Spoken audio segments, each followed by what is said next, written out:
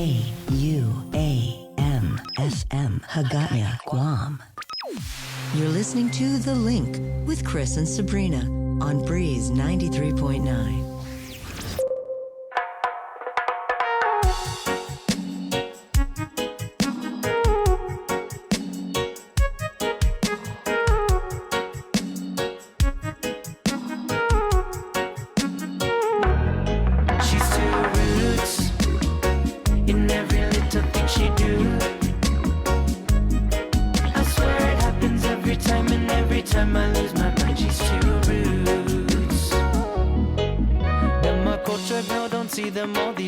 All the time. But when them come around, you know them catch your eye. With them long hair running down to their waist. This rootsy woman come to mash up the place. Girl, you make me vex when you try to flex. Waiting forever for you to respond to my text. Girl, you make me vex when you try to flex. This rootsy woman, Lord, I don't know what to do. Hey, she's too roots in every little thing she do. Every time I lose my mind, she's too roots. She's too roots in every little thing she do. I swear it happens every time, and every time I lose my mind, she's too roots.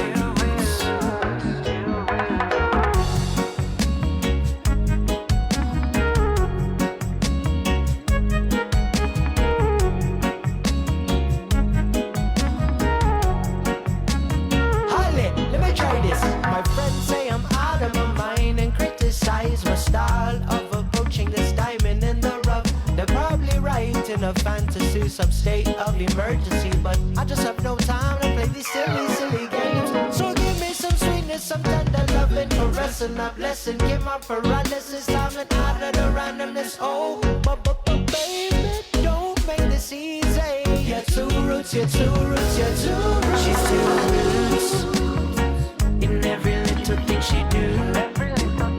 She's super roots. I swear it happens every time, and every time I lose my mind. She's too roots. She's too roots in every little thing she do. I swear it happens every time, and every time I lose my mind. She's too roots. Chris and Sabrina with The Link. Here on Breeze 93.9 FM.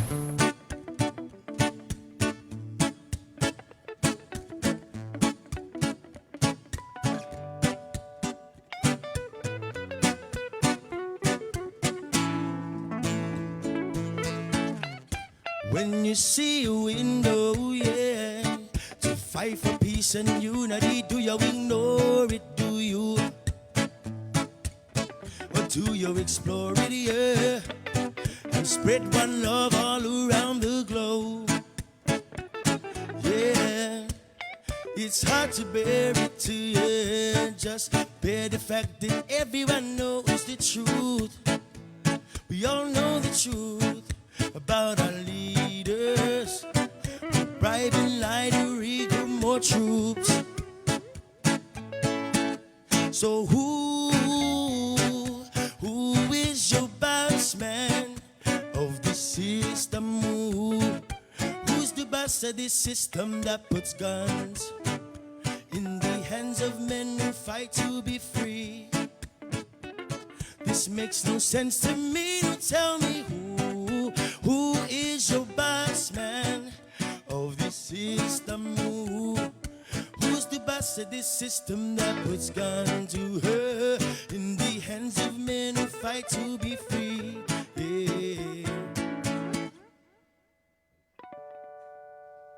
Now think about it, yeah.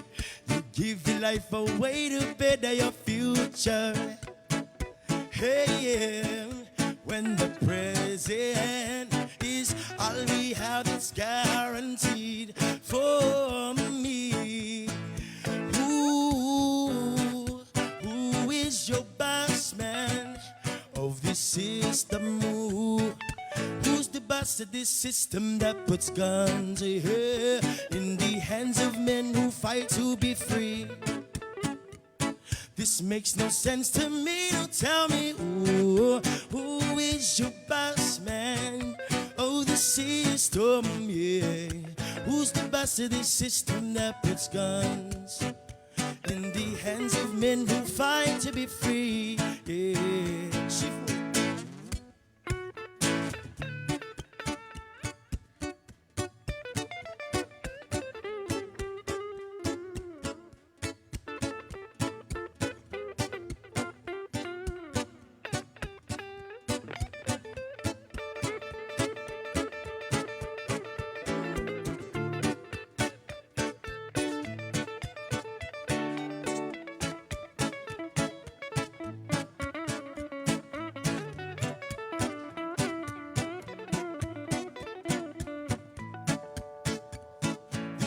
No sense to me. No, tell me who is your boss man of the system?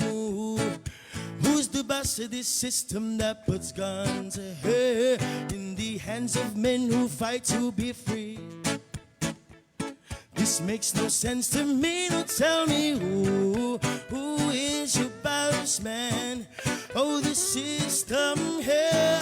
Who's the boss of this system that puts guns in the hands of men who fight to be free? The link. Here on Breeze 93.9 FM.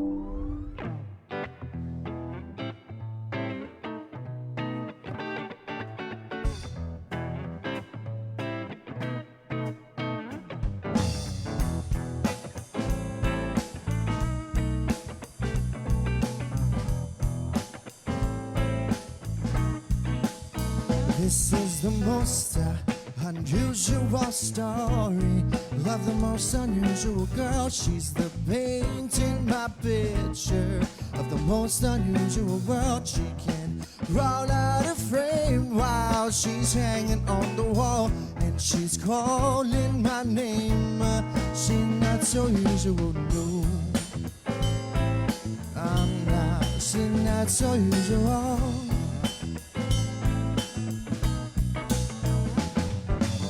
She's mostly a ghost, the way she watches over me.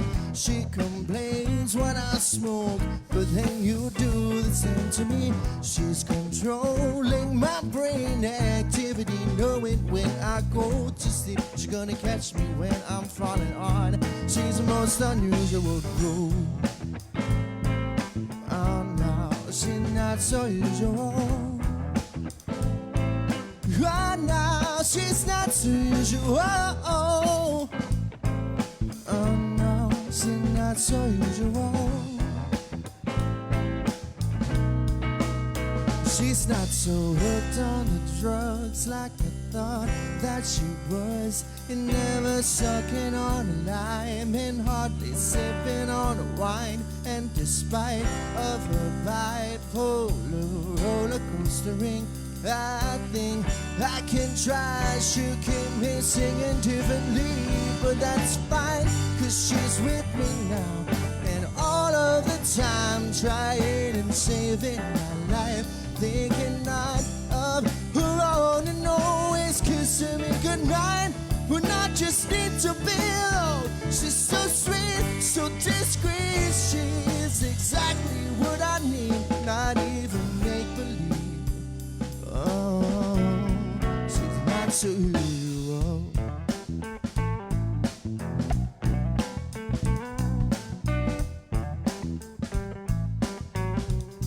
She's not so usual.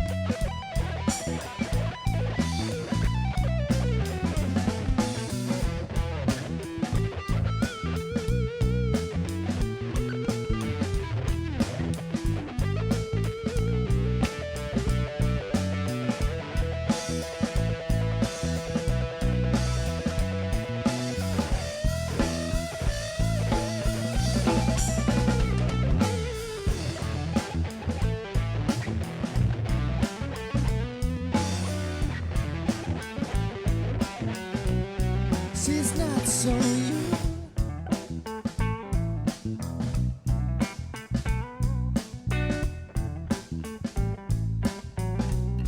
She's not so you.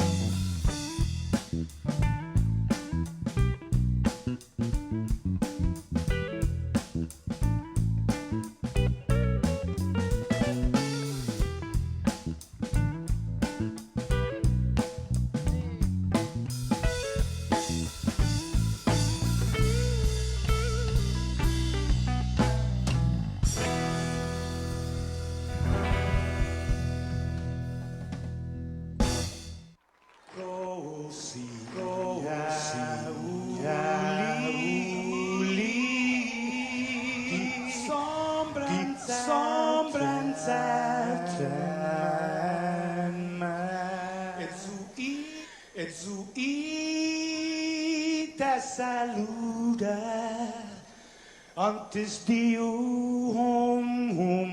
nega radzaudzan malak estrelas durante todo el memu a no distancia como kupugi palu zangiman malak guafi ikonum nasugi airi prebatu la noci nai banderata Gaigi, pues atan fanny bandera, kau esta pagua pumalalapa,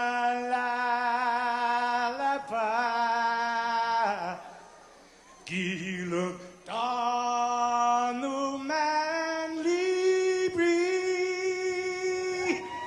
sentami ti.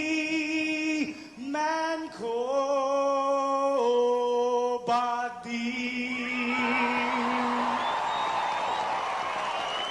Fanogita moru purita nota kantai matu nanyagi todu ilugat para i honra para i gloria Abiba is la sin para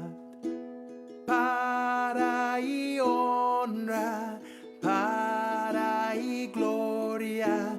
Abiba is la sin todo y tiempo y paz para hita dan gini langit na bendition Conchai peligro na fan sofuham Zeus protegis languahon Conchai peligro na fan sofuham Zeus protegis languahon Hosanna, Hoaniti, Inumai Hamines Kunta, Minale. Hosanna, Hoaniti, Inumai Hamines Kunta, Minale.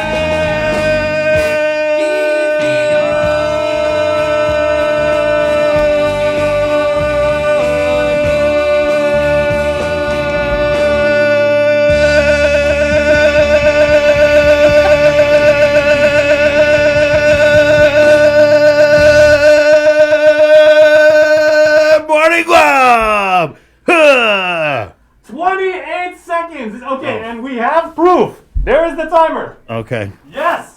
I could have gone a couple more. Oh, because you know we aim for accuracy here on the show, and you know there's probably going to be, we don't want any recounts because that might happen in the States, but I want to run off. Recounts, they're there you still go. counting. There he goes, Chris. 28.76 All right. seconds, a new record for the link. Thank you. Good morning, Guam. It's Friday. Business. Whoa! Yeah, Bree, I'm still yelling. Bree's like, what the heck? The things we do to entertain ourselves. Yeah.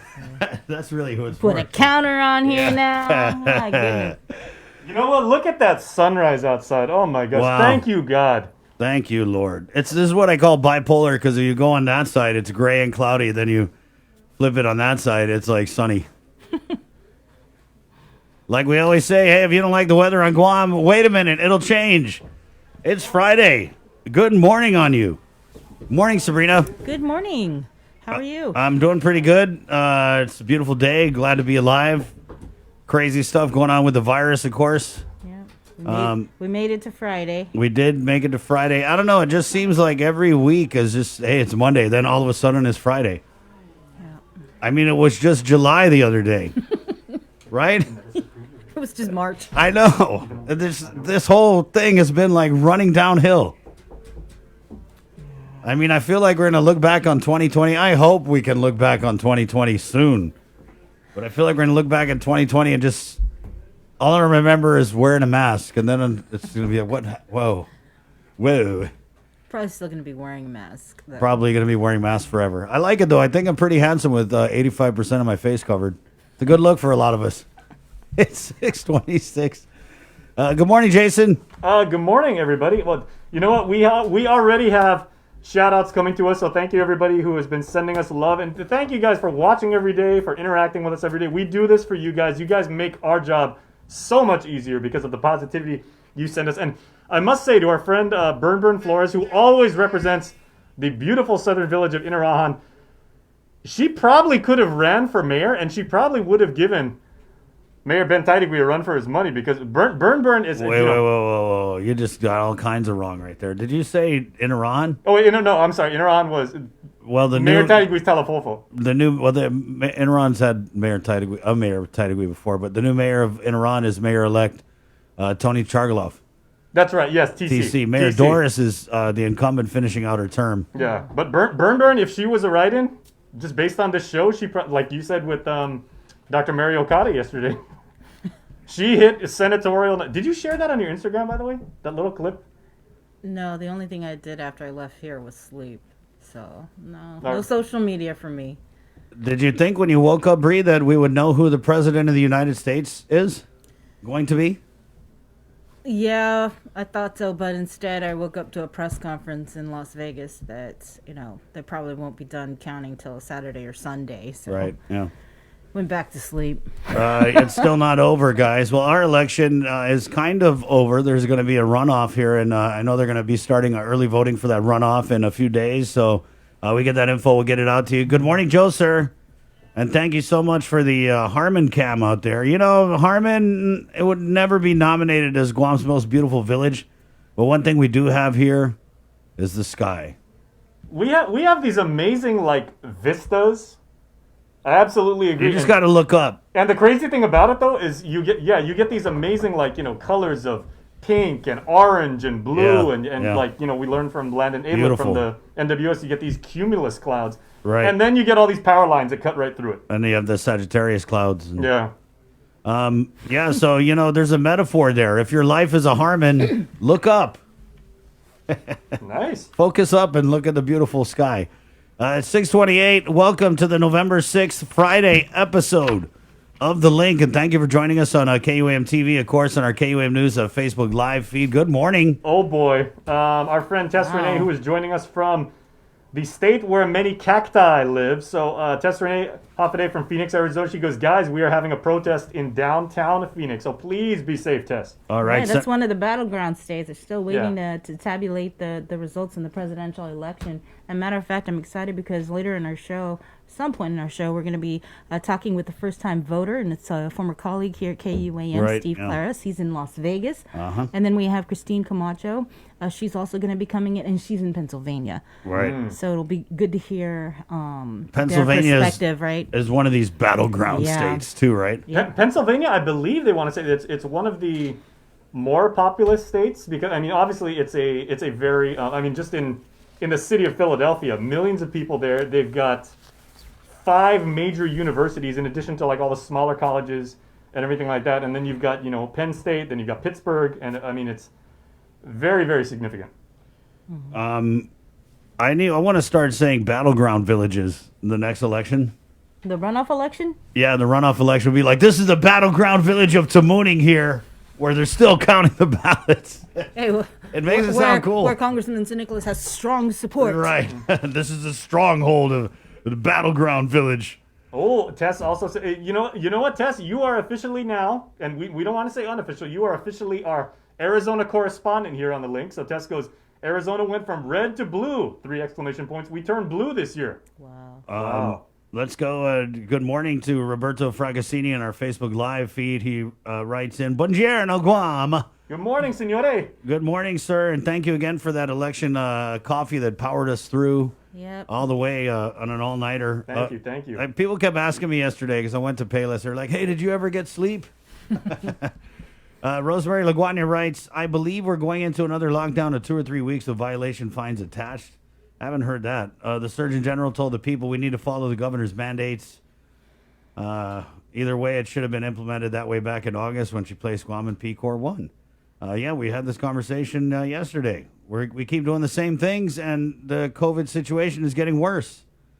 Emma Fernando Alalia writes in, good morning to you. Have a great morning. Enjoy this day. Omar Fuentes writes, Hoffa from Agad. I got a real good shout out. Maggie Monroe Anderson says, good morning from Manilao. TGIF, what a wild week. And yes, I think we agree. If there's one thing I've taken away from the last 5 days, your work week goes by a lot faster if you got one really long day. Right. It's like, wow, it's Friday already? Oh, yeah, because like Tuesday lasted forever. I think we fit like 3 days of hours into that one day. We fit a whole week in that one day. Jesse John Sanchez writes, Bruce Buffer.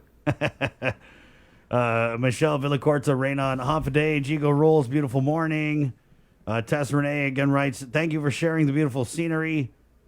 Ron Castro, happy Friday, Guam. Stay safe and healthy. Chamarita Regis says she earlier finished watching the Netflix movie that actually features Guam, Operation Christmas Drop, and she goes, guys, check it out. Have you guys seen that yet? I haven't. No, because we've been here for the last like 96 Right. Which one? Operation Christmas Drop. No, that's like on the itinerary for tonight. Right. How much of Guam does? I mean, obviously it features Before that's like the warm up for Mandalorian. Right. Yeah. Bree's got her whole weekend planned.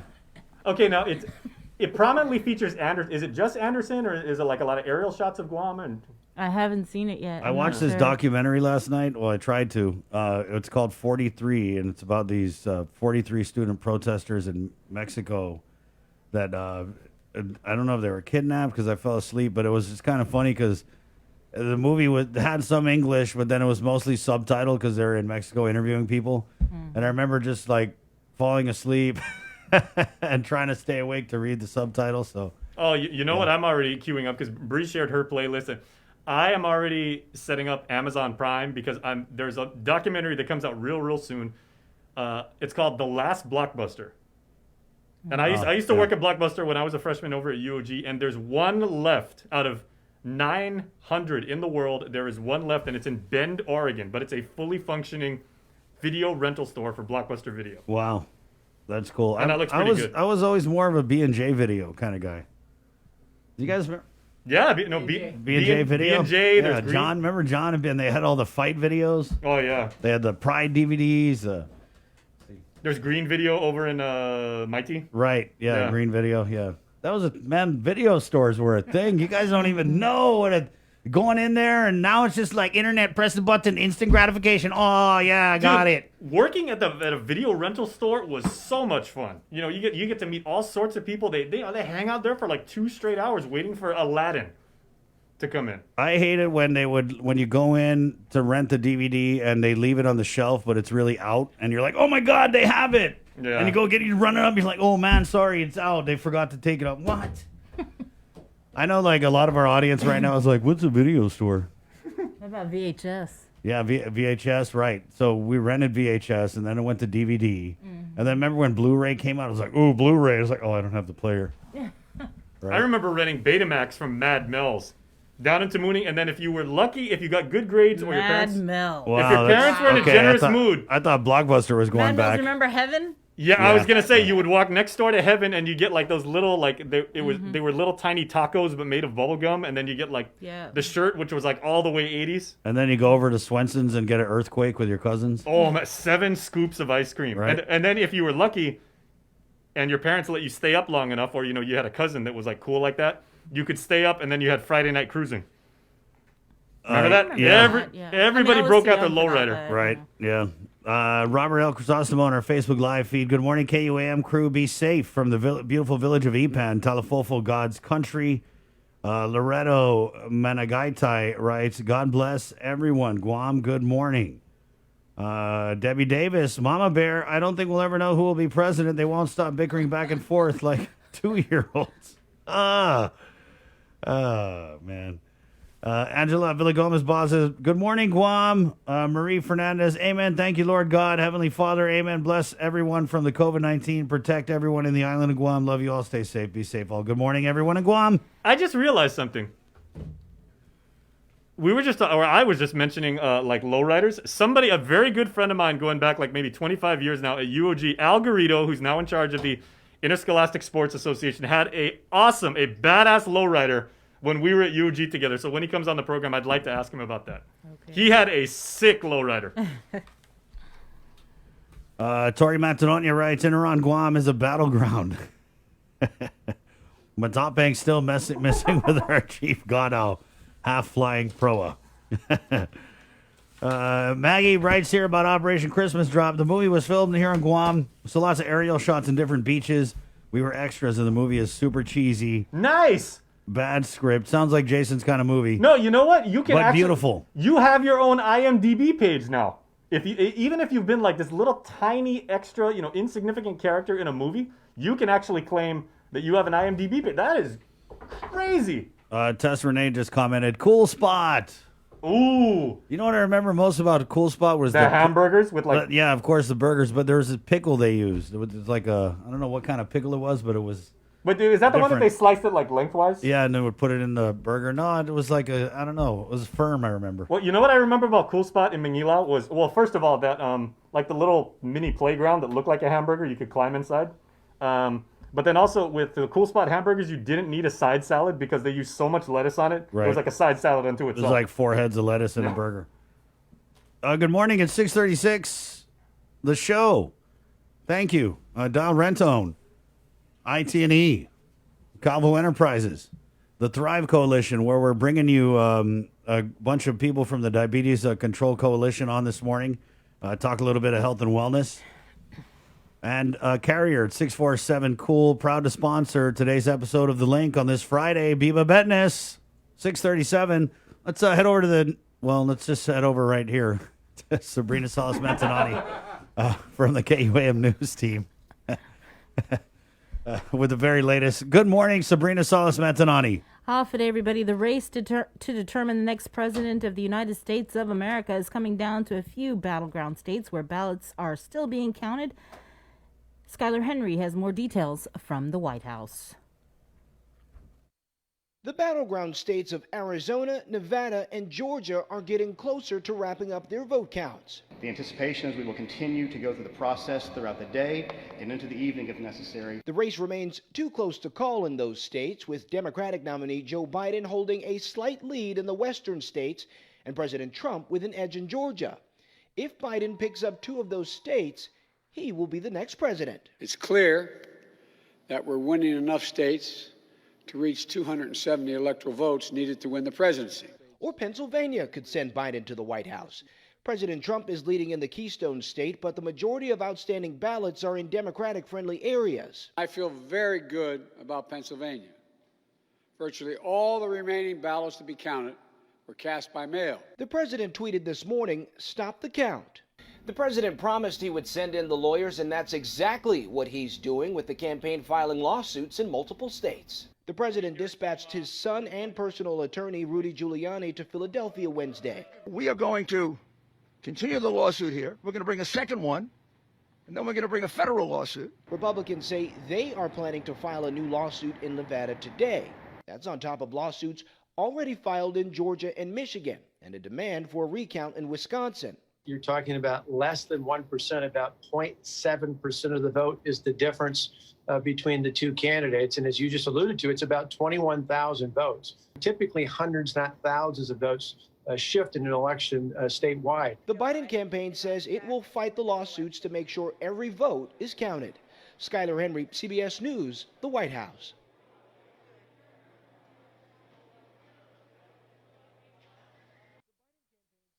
Will fight the lawsuits to make sure every vote is counted.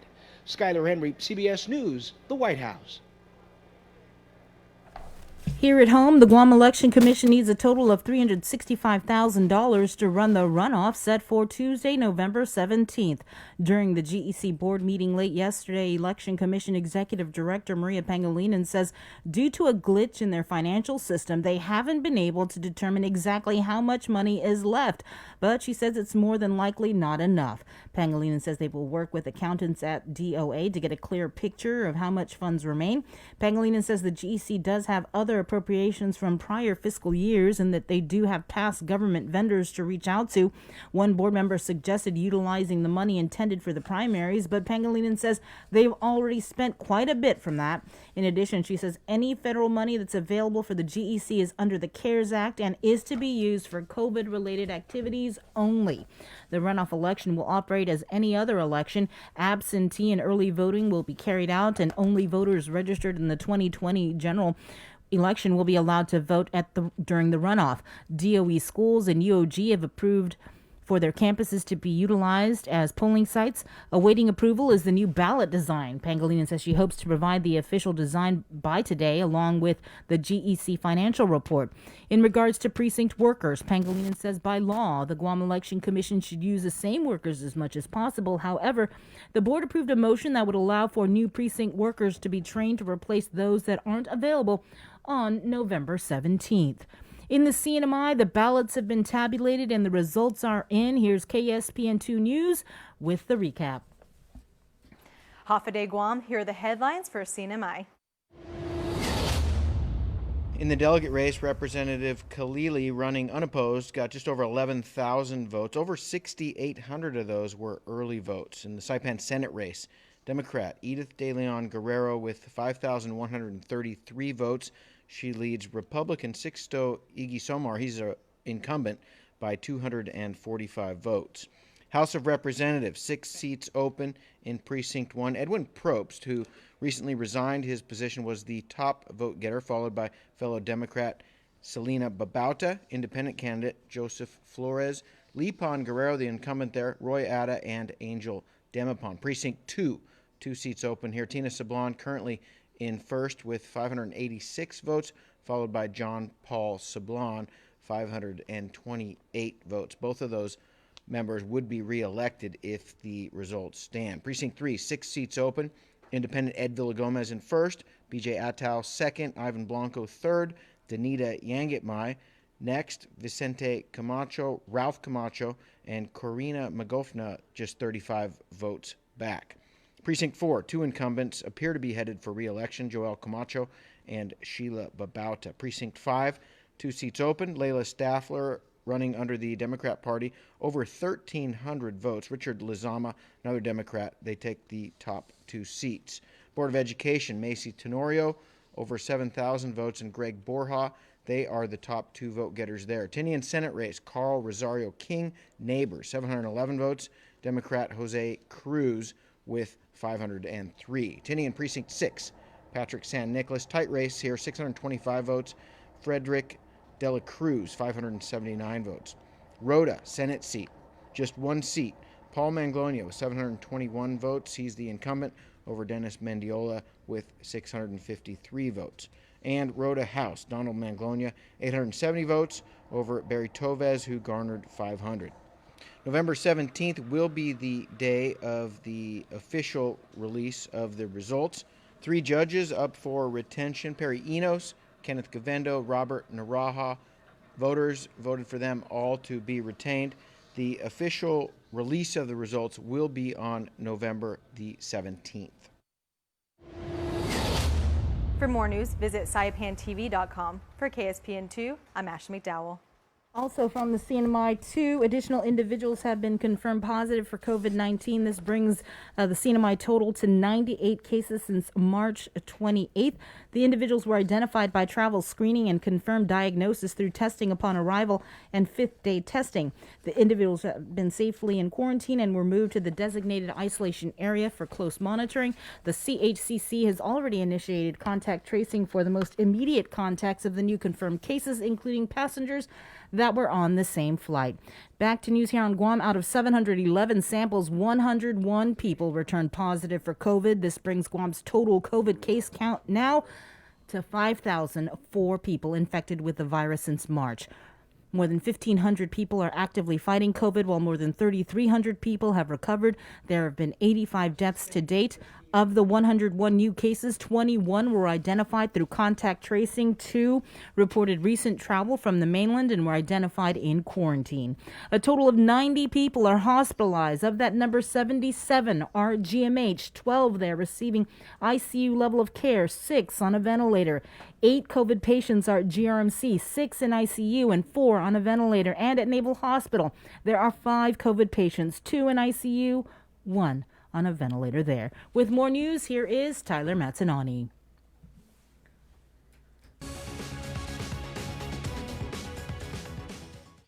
Hafa-day, good morning everyone. I'm Tyler Matsinani with your headlines here on The Link. Plans for a COVID-19 clinic to exclusively handle infected patients are still under discussion. Physicians Advisory Group Chairman Dr. Hoa Wen says it's one of the topics for their weekly meeting on Thursday evening. The idea is to set up the clinic in a high-risk area so patients have easy access to daily care and treatment. And we still push forward for the question is where we're going to have it and who's going to run it. You know, it takes some manpower to run the clinic. And, you know, it's you remember this is all COVID-19, so the question is who's going to do it, that's the thing, and where. Regarding concerns that a COVID-19 clinic would encourage positive patients to venture out into the community to visit the clinic, Dr. Hoa says they would need to arrange for safe transportation and travel directly back and forth. The Surgeon General of the United States says Guam can bring the COVID virus under control in a matter of weeks. He says the island just needs to come together. Nestor Lecanto reports. I am honored to bring... It was a very encouraging message from U.S. Surgeon General Dr. Jerome Adams. Speaking at a news conference organized by the governor's office, he urged strict community-wide compliance with public health directives.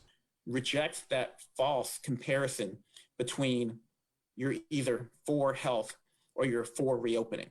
The fact is, the way that we get to reopening, as your governor has said time and again, is to suppress this virus. Please understand that the way that we avoid lockdowns or shorten lockdowns is by following these basic public health measures.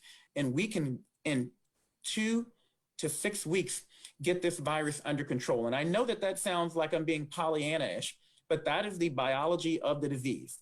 If we do the right things now, and we do it hardcore for 2 to 3 weeks, we'll start to see cases trend down. Dr. Adams also predicts the U.S. will have a viable vaccine by the end of the year, and Guam will be included in the federal government's plan to vaccinate millions of high-risk Americans. We have identified that the elderly and people with chronic medical conditions, followed by healthcare workers, should be the first in line to get the vaccine. And again, unfortunately, Guam has more than its share of the vulnerable population. So you will be getting the vaccine. But for now, he says, the goal must be to drive down the disease transmission, and especially on Guam, asymptomatic infections among family members. You've done this before, Guam, and you can do it again. And if you all get really serious and make some sacrifices now, we know that by Christmas, you can have the virus at low enough rates to feel more comfortable celebrating the holidays. The governor says she will be putting out a call to action for strict adherence to the 3 W's: wear a mask, wash your hands, and watch your distance, plus a 4th W raised by the Surgeon General: willpower.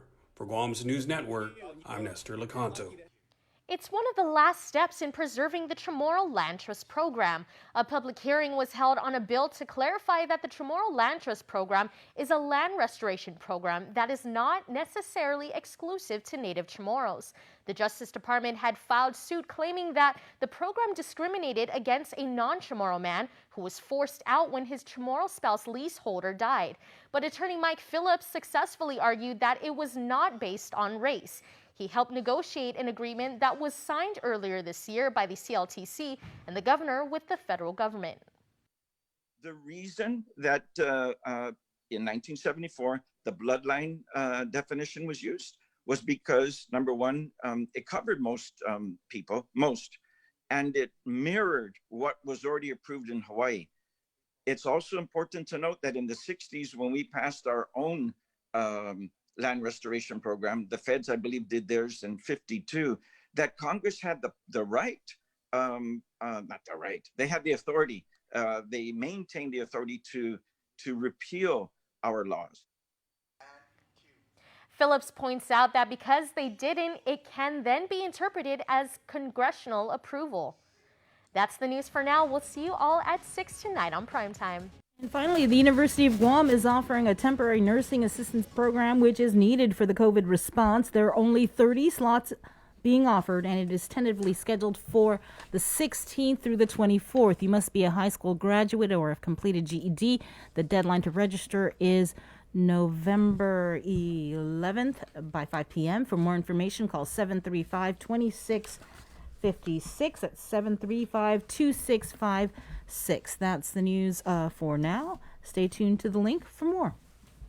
Catch The Link. Life as we know it changed this year. Our health, families, jobs, and finances have been in jeopardy. We've witnessed loss in more ways than one. And at a time when nothing could be more comforting than coming together to fill this loss, share the love, and lean on each other for support, we've been asked to stay apart for our own safety. This year on Giving Tuesday, the need will be greater than ever, but we'll also face more obstacles than ever in spreading love, kindness, and generosity to those who need it most. So we're challenging you, yes, all of you Guam, to help create a wave of generosity like we have never seen before. We can all do it. Small acts, big acts, businesses, schools, churches, clubs, men, women, children. Let's do this. Giving Tuesday is this December 1st. What will you do?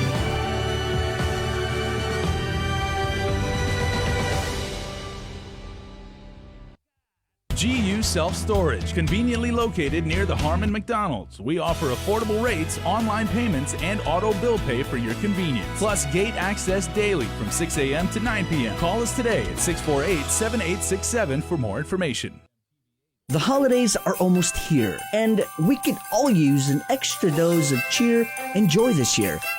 So, we're breaking the rules and giving you a holiday head start on Breeze 93.9 FM. Throughout the months of October and November, listen to the special holiday head start blocks of all the season's favorites from 2 p.m. to 3 p.m. and again from 8 p.m. to 9 p.m. Let's try to make spirits bright and make this the most wonderful time of the year. Happy holidays from Breeze.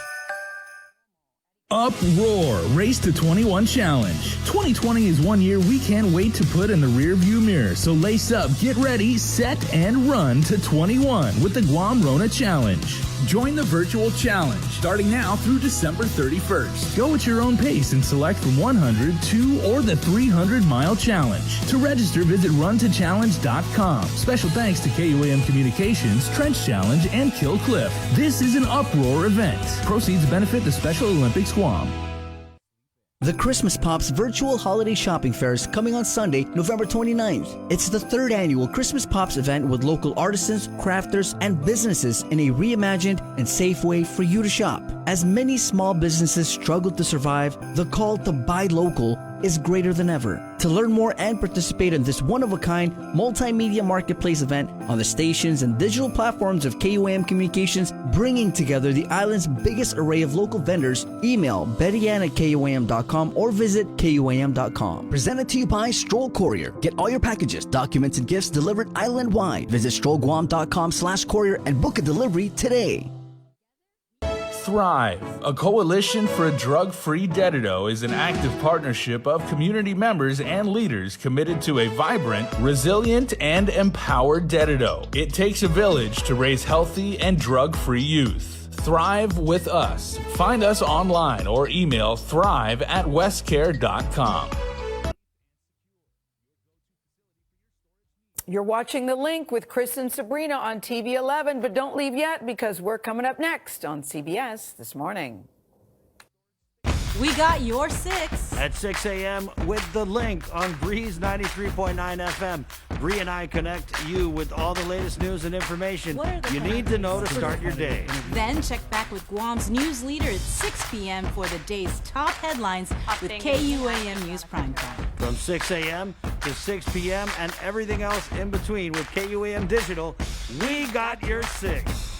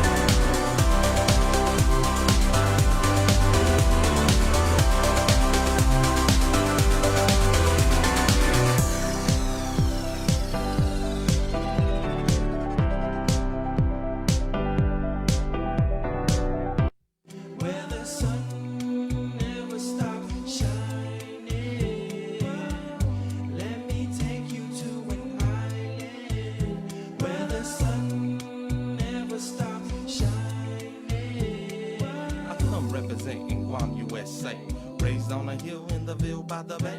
Y to the O and to the is A. Me Scoop Dog on the mic getting busy. Y'all know this pot. Cruising the day, then park the spot after dark in the village. Jordan's where you'll find me. Or down in Naval Mag with my nails right beside me. We just chillin', cause that's the way we do. Call the Chelus, tell them we gon' barbecue. I have a question for you. Oh, God, yeah. Mon Capitan. Do you remember there was, I believe it was Guam's first professional recording studio where you could actually go and cut a demo or cut a CD? It was in Was it called Tumon? Stars or something? Star Productions. Star, yeah. Yeah. I know some people that went there and they were like, wow, this is like pro grade stuff. Ladies and gentlemen, playing left field, Jason Solis. 6:58. It's Friday. We're KUAM FM and Agani Guam. Good morning to our viewers on KUAM TV. Here's what's coming up. We got the Guam Diabetes Control Coalition, brought to you by the Thrive Coalition. A little health and wellness on this Friday morning. Department of Public Health and Shining Stars, and also DYA Director Melanie Brennan. We'll also catch up with Teresa Ariola, the Guam Behavioral Health and Wellness Center Director. Sergeant Paul Tapao, Guam Police Department. And a whole lot more here on the link at 6:59. Let's now go to the KUAM News Zoom room where we're going stateside. You guys got your passport? Oh, yeah. Because we're going to Las Vegas and the battleground state. Is Las Vegas a battleground state? Yes, it is. Well, technically it's Nevada. It is. Okay. There. So we have got two battleground state people here. Let's go ahead and introduce on the my right. I don't know what you're looking at, but the guy with the mask and the glasses is Beer Man.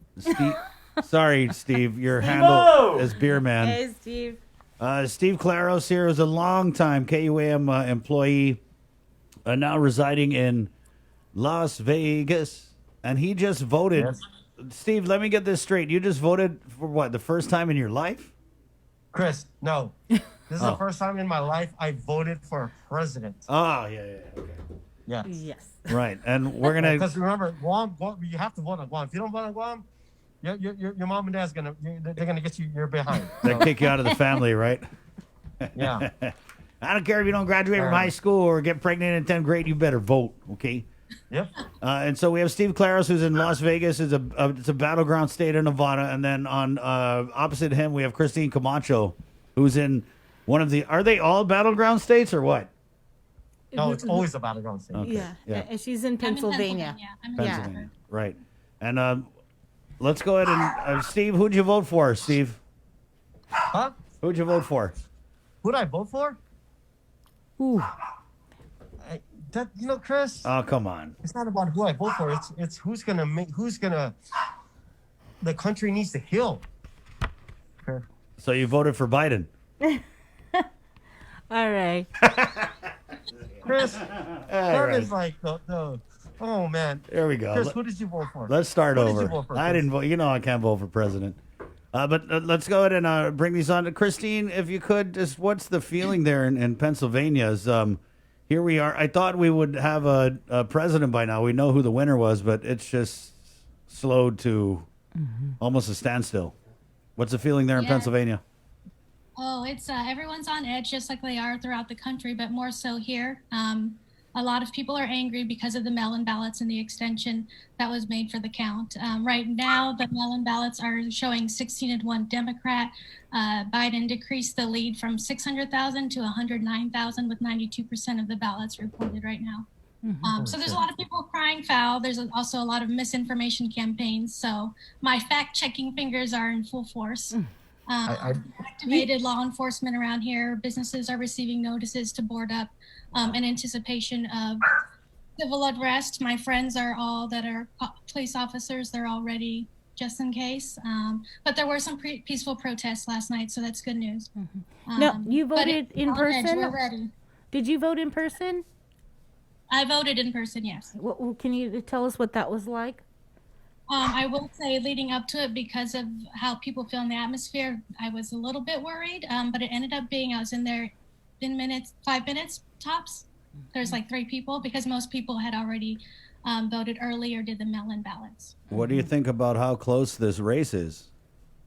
My heart's racing just talking about the race.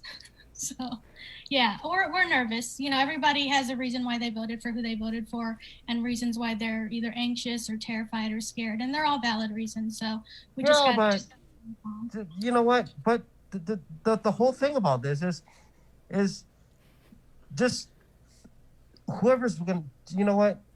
Just do what you want to do and let it happen, because there's so many people out there like, man, seriously, everyone needs to put on the big boy pants. Put the big boy pants on and that's it. Whatever happens, happens. Well, it was your first time voting for president, Steve. What was that like? here's what happened, because in Nevada, they had all the technical difficulties. What I did was I actually walked my ballot to the box myself.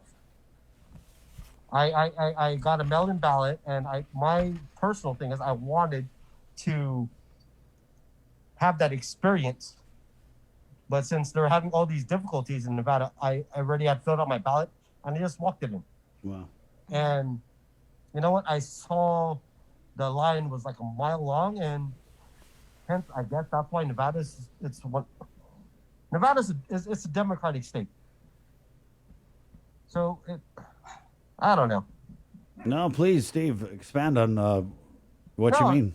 It's really, I mean, you really see like the whole where I work and different around the nation, and see how the government itself in different Texas, everywhere, especially Texas, Pennsylvania, always PSAs for people on how to vote properly, on how to get this thing right.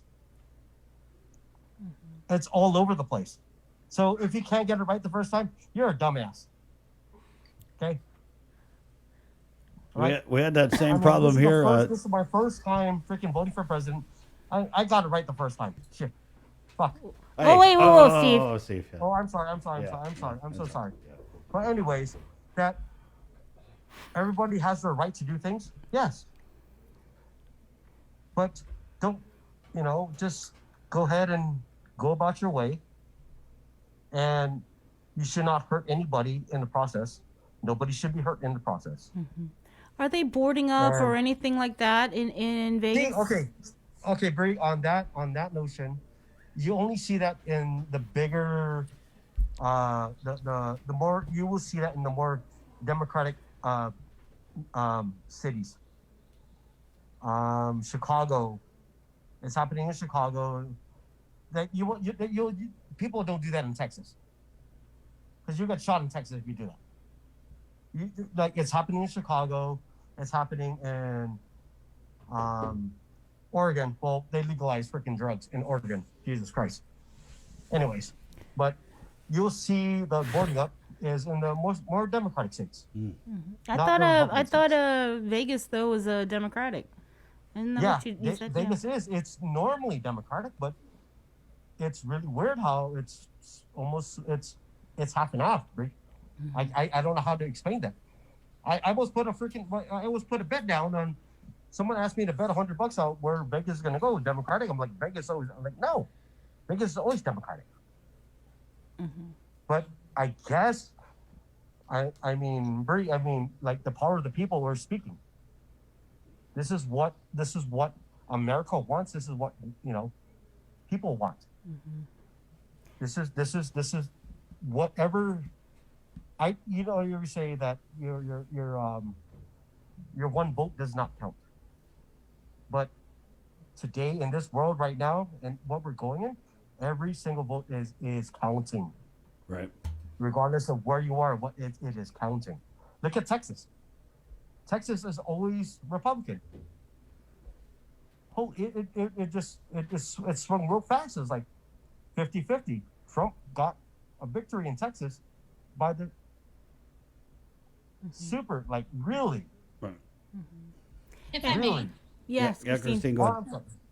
So I think one of the things that people didn't anticipate is people who are moving out of the states that they normally tend to be in, right? So California is moving to Texas because it's cheaper to live there. Additionally, there are people who are younger who are voting now that didn't vote back in 2016. So between some of the social justice movements and the increase in voting, it's just a reflection of people wanting change from what they've had the last several years. Yes, Christine, you're exactly, that is correct. That is correct. You're exactly right. This is why like things are changing. Social justice moves, everything is changing. And we all want change for the better, if I'm not mistaken, right? Everybody want change for the better. All right. I think in Vegas they said that the results weren't going to be finished being tabulated till probably the weekend. Mm-hmm. Is that what you're hearing, Steve? Okay, so Bree, last I checked is that because of all the technical, whatever you call it, technical difficulties, it's like it. How does even Nevada even become a state that you have to worry about? For one, how is that even possible? But I mean, let's go. Nevada is usually Democratic. I don't see it personally. I would be surprised if it goes Republican, but it's usually Democratic, and that's what I'm expecting. What are the odds, Steve, in Vegas? No, you cannot vote for in. Oh, trust me, in the United States, you cannot vote who's gonna. I mean, you cannot bet against the president. Yeah, I know. Not officially. You cannot. Oh, you cannot. You can do it in in Europe. They have there's a money pool of almost like $300 million. Wow. Or $3 billion. I'm not mistaken. But if you were a betting man, Steve. What's that? If you were a betting man, who'd you put your money on? Donald Trump. Because he's going to be the underdog. You always want to bet on the underdog. Christine? Because your money would be, you get more money if you bet on underdog. Right, yeah. If I was, I am a betting man. So. Yeah, I know. I had a feeling. Yeah, you live in Vegas. Christine, if you could put your money on this. That's not actual, like what you think will actually happen or what you think you'll have a more financial gain from. Christine, it's like, this is the way we don't know how Nevada is going to react. I mean, Clark County itself, it's not where I live too. They're having problems with it. What's the separation? Last time they were almost dead even at 580,000 votes each dead, like but 60,000 that was separating them. But you cannot say about what's going to happen because it's what we're going to do. Of course, someone's going to protest something. This is what you live in nowadays. You're going to protest anything. So does it matter? Yes, it does matter. I mean, I know, Christine. I know you're just the way you talk. You are a Biden supporter. So, hey, everyone has their own right to do everything. Exactly. This is why we live in the United States. This is what we're given. This is our God-given right to be able to do these things, to be able to debate these things. This is what we're here for, right? If I'm not mistaken. Christine? All right. Thanks, Steve. Thanks. I'm sorry. Go ahead, Chris. Go ahead, Christine. Oh, no, I respect everyone's right to their opinion. I think it's important that no matter at the end of the day, these are two men, Trump and Biden, and there's millions more of us, and we're part of what shapes the United States of America. And it's ultimately up to us. It's not just on them. So we need to remember that and be there for other people too. I mean, we're all in this together. Hey, you know what? Today, I pulled over on the side of the road to help this lady. I saw her thing was smoking up, and I was like, "Hey, man, you can't move this car." And you know what's really disturbing was people were getting upset with me that I was helping this lady. I was like, "Hey, man, if you know the Islander way, if you know the way we are, this is what we do." But people are like, "Why are you helping her?" Or was like getting super upset. So, at the end of the day, regardless of what happens, everybody. I mean, I would honestly rather be on Guam right now. That's my thing right now. I would rather be on. Amen. Even if you'd rather be on Guam, even if it meant you wouldn't be able to vote for president. I know. Chris, voting for president was a big deal for me. Right, yeah. I know. It was a big deal, Chris. I got you. It was a really big deal. And when I had to tell people that there's a big deal for me, they didn't realize I could not vote for, living on Guam, I couldn't vote. Mm-hmm. They were obscure. They didn't know wow, really? You can't vote on Guam. I'm like, yeah, we vote, but it doesn't matter. Like even like we send people. Our governor goes and he gives, or whoever, they can give their votes. Yeah, and it doesn't matter. Our voices on Guam does not matter. So today, seriously, that's why it meant so much to me, Chris and Brie and Christina, that, I mean, when I voted, I made sure that I'm going to make my voice count because it meant a lot. Yeah. Right. This is for, my I'm sorry. I'm sorry if I get emotional. It's but okay, yes, Steve. it does mean a lot. We allow crying It on the does mean a show. lot. Yeah, it does mean a lot, though, Chris and Brie and Christina. Yes. Yeah. Oh, yeah, you're Being right. able, Christine? being able to. Yes, I'm sorry. Oh no, I 100% agree with them. One of my biggest frustrations, if you will, relative to our relationship with the United States is the fact that they ask our people to die for our country, but don't give them the right to vote for the commander in chief. And nor do we get a congressional vote, right? Does that actually matters? And then we don't get a VA hospital. During this current administration, they actually reduced the mental health funds for our veterans. So it's frustrating. And so just like Steve said, every time I vote, it matters, 100%. Thank you, Christina. Well, that is heartfelt. I'm glad that you guys were able to find some common ground, even though you're on different sides of the fence, and that's what it's all about. So thank you, Steve. Thank you. You have a great day. All right, there you go. Our political analyst, Steve Beerman Claros, out in Las Vegas, and Christina Steve, Camacho. talk to you later, Steve-O. In the battleground state of bye. Pennsylvania. Okay, guys, be safe, Steve-O. Yeah. There you go. 7:15. Thoughts, Bree? No, with Steve being at his first time to vote for president, like you said, he wanted to make it count, and then now there's all these issues going on. Right. So I can understand his frustration. I know when I lived in the States, I got to vote for president, but as soon as I moved to Guam, I couldn't vote for president. Right. And it really sucks. Yeah. So. Oh, there you go. 7:16. It's going to be a while before is. we find You're out right. who's going to be the president. Yeah. I mean, in Vegas, like I said, there was a press conference early this morning, and they were saying they probably won't finish counting till this weekend.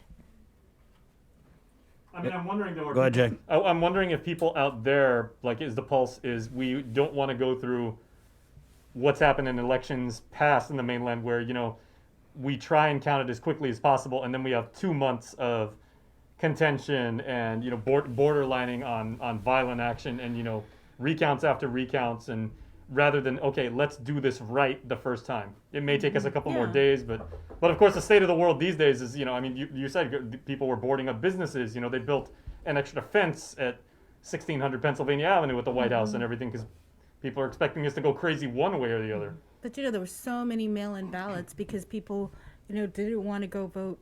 Because of COVID. Right. They got the COVID there in the States.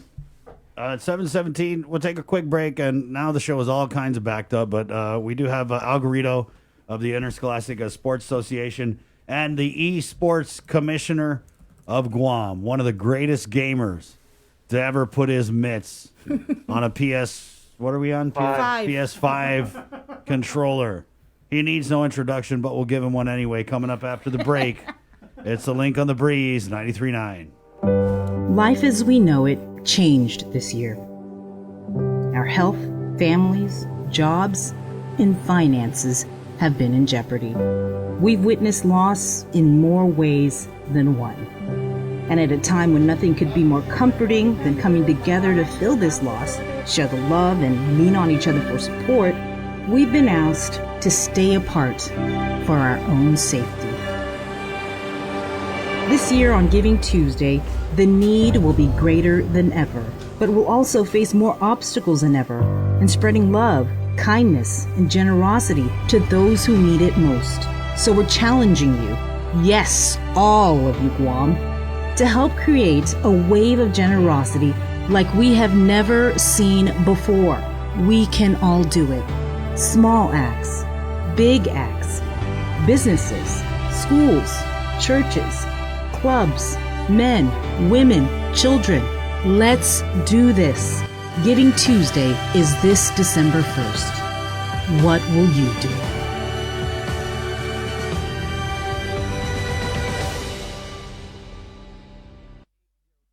Thrive, a coalition for a drug-free Dedido, is an active partnership of community members and leaders committed to a vibrant, resilient, and empowered Dedido. It takes a village to raise healthy and drug-free youth. Thrive with us. Find us online or email thrive@westcare.com.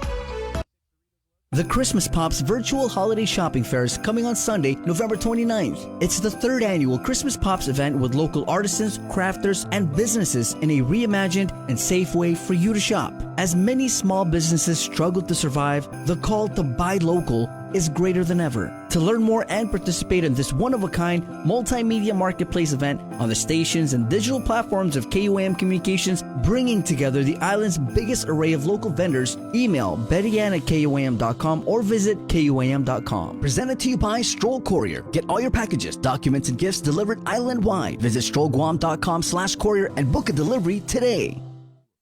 Uproar Race to 21 Challenge. 2020 is 1 year we can't wait to put in the rearview mirror. So lace up, get ready, set, and run to 21 with the Guam Rona Challenge. Join the virtual challenge starting now through December 31st. Go at your own pace and select from 100, 2, or the 300-mile challenge. To register, visit runtochallenge.com. Special thanks to KUAM Communications, Trench Challenge, and Kill Cliff. This is an Uproar event. Proceeds benefit the Special Olympics Guam.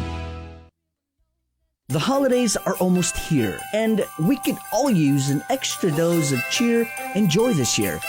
So, we're breaking the rules and giving you a holiday head start on Breeze 93.9 FM. Throughout the months of October and November, listen to the special holiday head start blocks of all the season's favorites from 2 p.m. to 3 p.m. and again from 8 p.m. to 9 p.m. Let's try to make spirits bright and make this the most wonderful time of the year. Happy holidays from Breeze.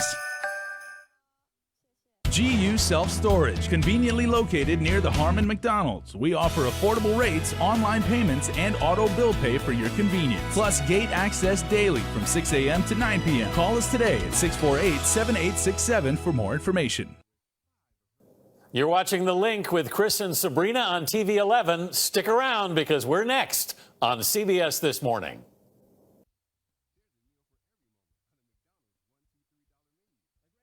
We got your 6 at 6 a.m. with The Link on Breeze 93.9 FM. Bree and I connect you with all the latest news and information you need to know to start your day. Then check back with Guam's news leader at 6 p.m. for the day's top headlines with KUAM News Primetime. From 6 a.m. to 6 p.m. and everything else in between with KUAM Digital, we got your 6.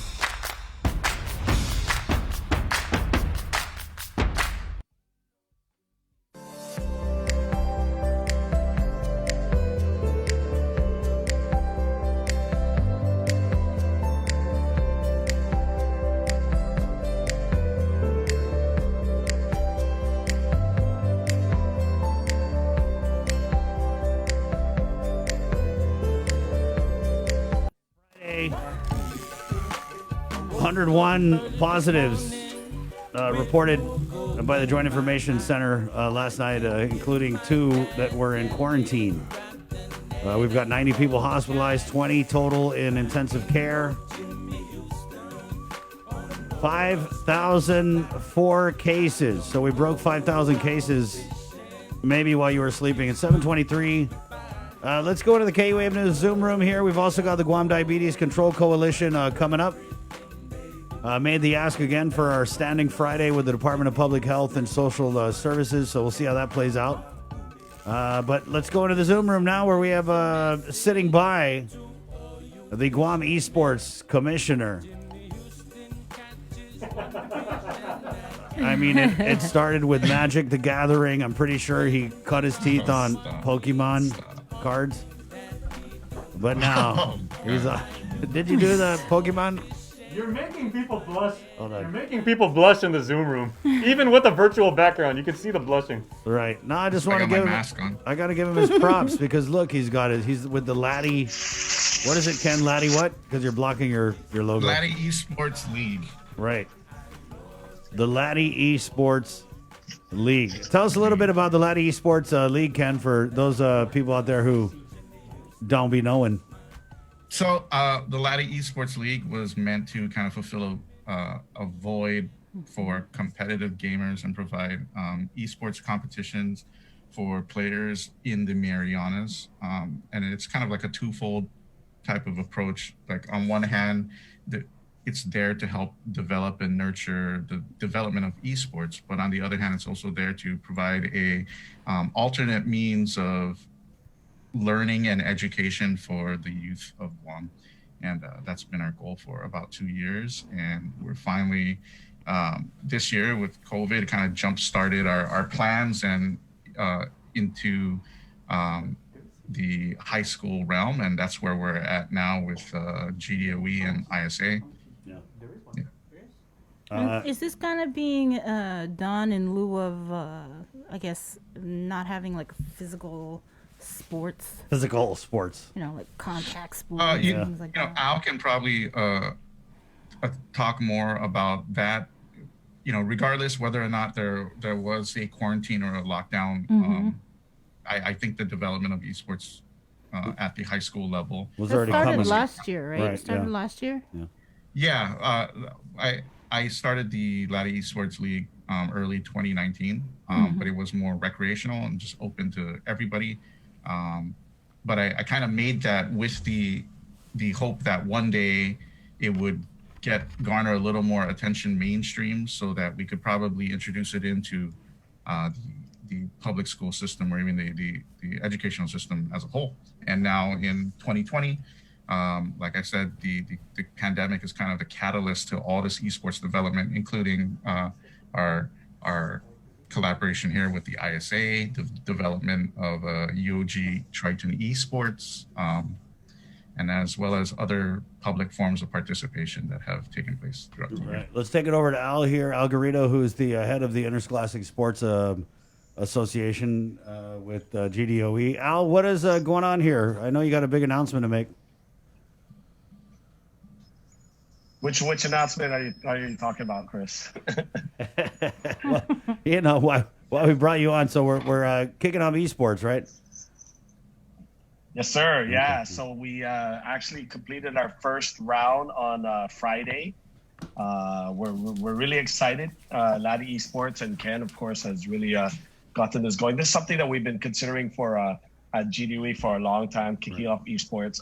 Of course, when the COVID came around, it really kind of highlighted the importance of virtual competition, and it brought to the forefront how lucrative it could be for our students.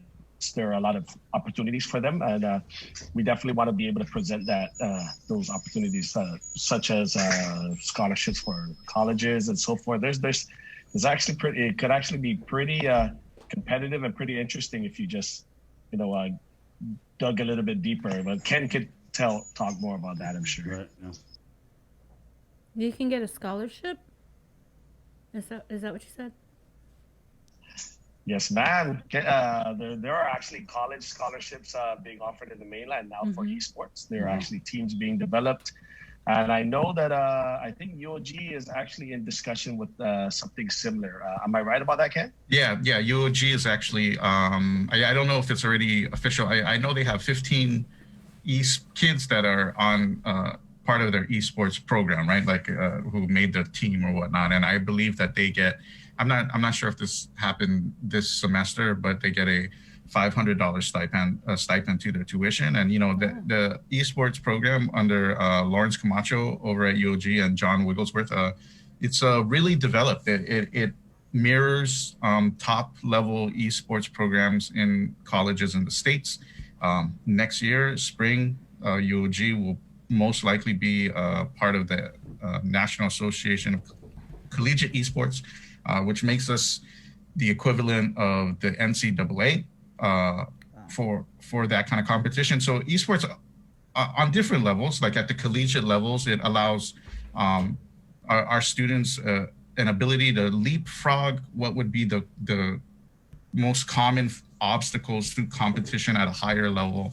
So instead of having to kind of like, earn your chops at like a lower collegiate division, we can just jump straight up into the highest level of competition. Wow. And that's just one of the major benefits of jumping into something like this, an industry that is pretty young.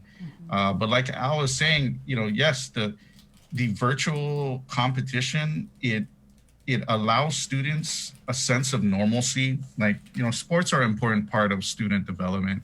And, esports, the main attraction to esports is that it offers those types of experiences to students who traditionally do not play sports.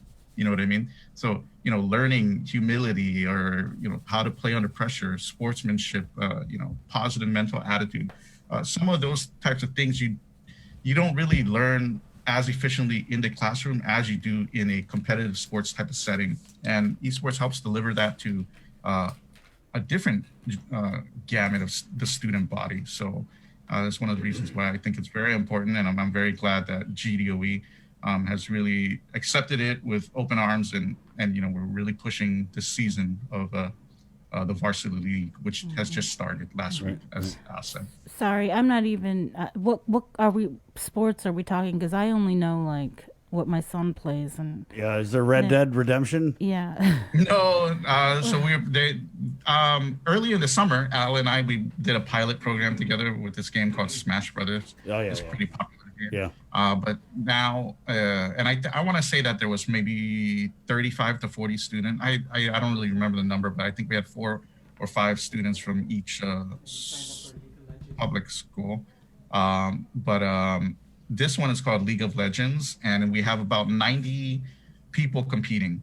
Half of those teams are student teams, and the other half of the teams are just recreational teams. But it's pretty exciting. Al, is there contact info, or how can maybe parents, students? Because I know right now a lot of students are like, see, I could go to college from gaming. So how do maybe if is it too late to join, or how can they get in on some of the other esports action that may be coming up? Well, go ahead, Al. Sorry. Yeah, whoever. I was actually gonna hand it over to you, Ken, after this, but for this competition, it might be too late for them to join. Right. But I think contact information for future events coming up, you can jump on the Laddie Esports website page and get information there. It's constantly announced. And for this league, it might be too late to join. Al, anything in closing you want to add before we let you guys go? Well, we're excited. We esports isn't just going to be this time around. We're actually expecting another push again near the end of the year. Ken has his tentative schedule going. Some of the other things that I did want to announce as far as ESA is concerned, other than esports, is we are in discussion right now. The GDOE put together a committee to actually review the possibility of the start of sports. So we're going to try and work in line with GDOE's plans. We're looking at if depending on the situation for Guam, if January comes around, that might be a good time for us to start looking at starting up. If again, depending on the situation, if practices are allowed and so forth. So we have a committee really looking into that, seeing what paired us. Matter of fact, there's some exciting stuff. We're looking at virtual training, independent training with our students.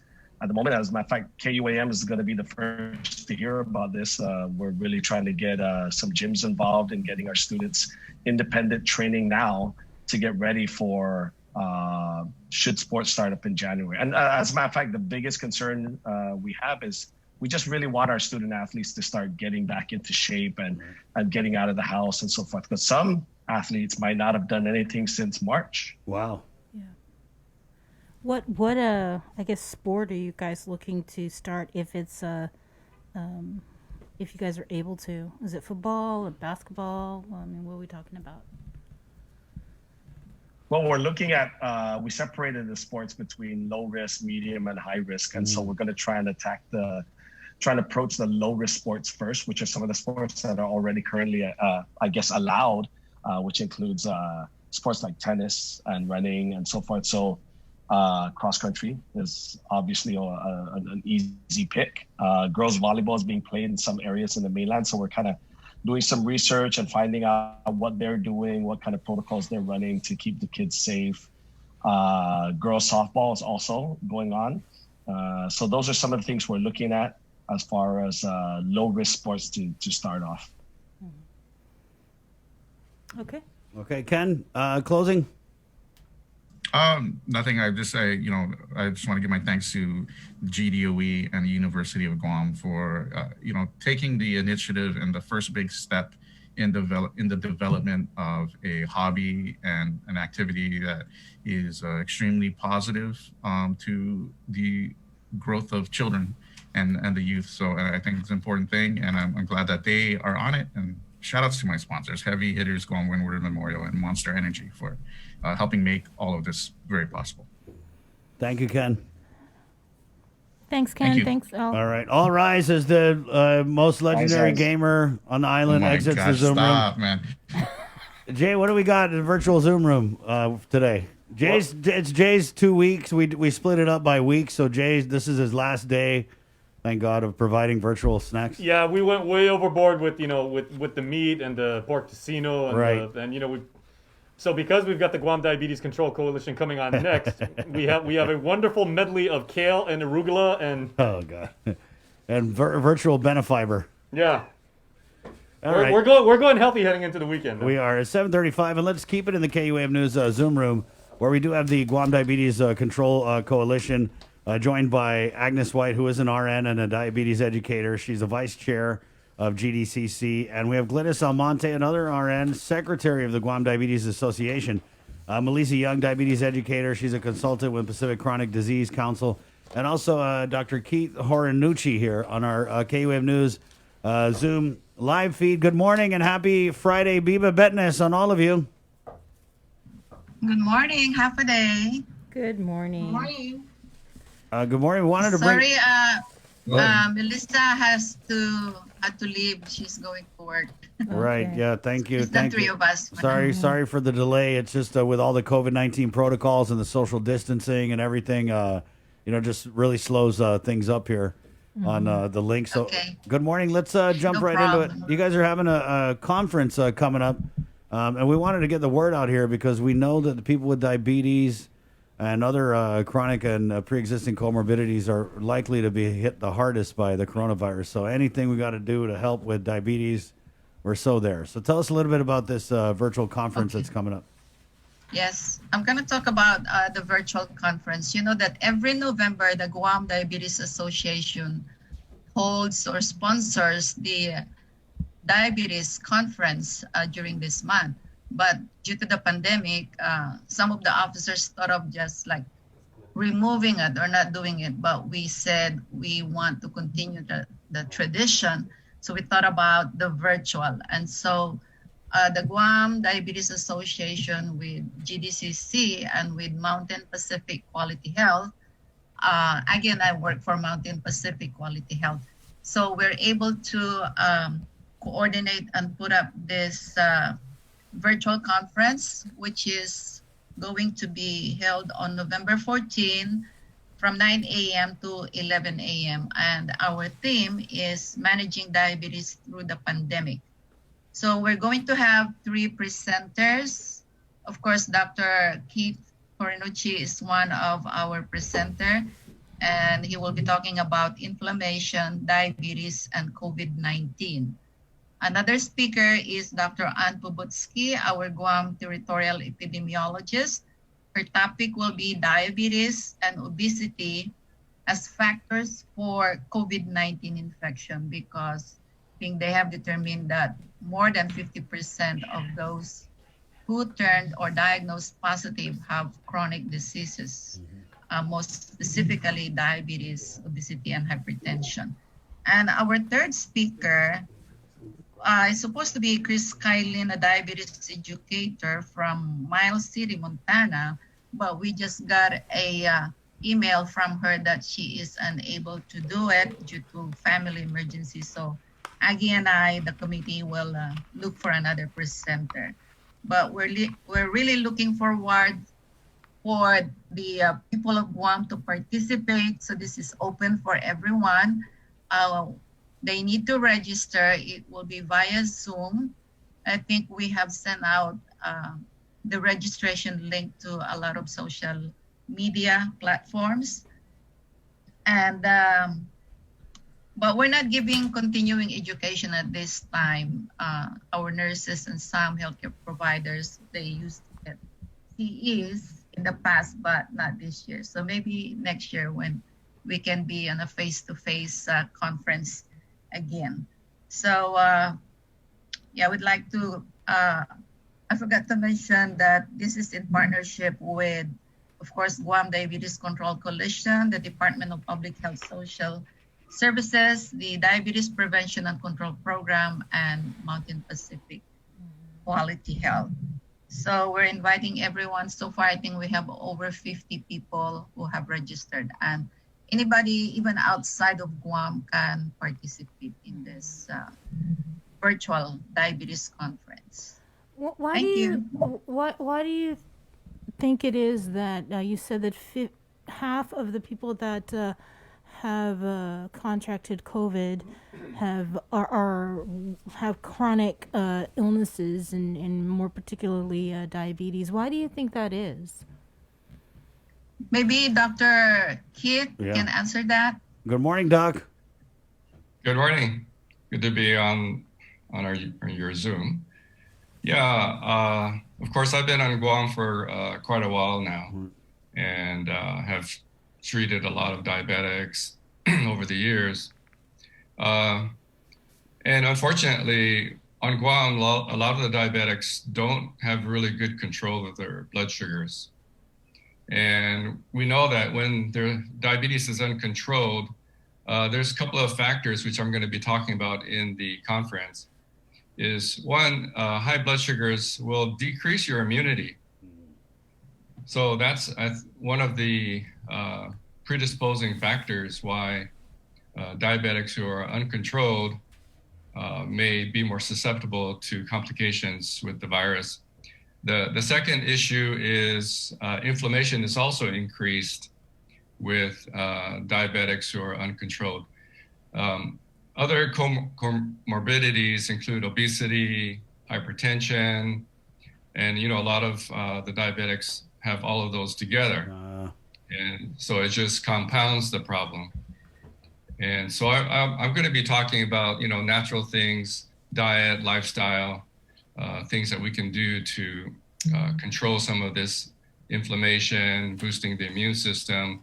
And of course, ultimately, we need to have the diabetics with much better blood sugar control. But even beyond the diabetics, all of us should be trying to improve our lifestyles. Right. Doc, I hear a lot of times with, maybe not even just diabetics, but people who are thinking, oh, tomorrow I'll stop eating rice, or tomorrow I'll cut out my midnight snacking on Snickers bars. No names. Yeah, the last few months, I'm calling it the COVID weight gain everybody's going through, And so as we're gaining weight, that's also probably increasing our risk factors too. Are you finding that a lot of diabetics and other patients with maybe chronic illnesses, and we can just run through, and you can all take a shot at answering this, are they not going to the clinics just to get their regular maintenance, to get their checkups? Because that's what we've been hearing, throughout the pandemic since March, is that, they're not going to get the checkups, and then maybe a lot of them are catching COVID and showing up at the hospital when, they're already at death's door. Yeah, of course, I cannot speak for all the other doctors, but even just in my practice, which is, in natural medicine, nutrition, patients are hesitant to come in because, they just don't want to go out and they're quite afraid of just exposing themselves. So only those that feel more comfortable or those that feel a little bit more secure. So I think that's also happening with all the other doctors around the island. Agnes? If there's the opportunity for telehealth for those who are reluctant to actually physically go to the clinic. And I'm not too sure how many people are availing of this opportunity. And I know some insurance companies are covering it. At least Center for Medicare and Medicaid Services, it's covered for those who have Medicare. So, you know, telehealth is another way that they can connect with their provider. And that's what the coalition is trying to do, trying to let people know that you need to connect with your provider to help, you know, bring your blood sugars under control. Ann Pobutsky, the territorial epidemiologist, will give one of the talks, and she informed us that over half of those who have died from COVID-19 had comorbidity of diabetes. So that's really alarming for us. And as the coalition, we were just brainstorming ways to reach these people. Perhaps this conference might do it. We also have PSAs going out that we developed that we'll try to put in the media really consistently with a phone number that they can call. It would be the GRMC Patient Education Department. They so willingly agreed to have their number put out as a contact for people who want more information, who need more help, who need just some guidance. So we're very grateful for them for doing that. And I just want to put it out there that people, you know, you need to control your blood sugars, your blood pressures, and you can do it. Connect with your provider, connect with people. And unfortunately, the way we do things on this island, it's more personal, one-on-one type of thing, but under these circumstances, we cannot. And unfortunately, we have to rely on technology. If you told me last year that I'd be trying to hold classes online and doing lots of things online, I'd say you've got to be kidding. But we all needed to learn real fast how to do some of these things. And it's a learning curve. And I myself, you know, I'm still trying to get used to all this kind of stuff and teaching online. It's very difficult for me because I'm a very hands-on person and have lots of models in some of my classes and lots of hands-on activities. And now I have to do it on screen. But we got to make the most of what we have at this time in our life. So I just encourage those with diabetes.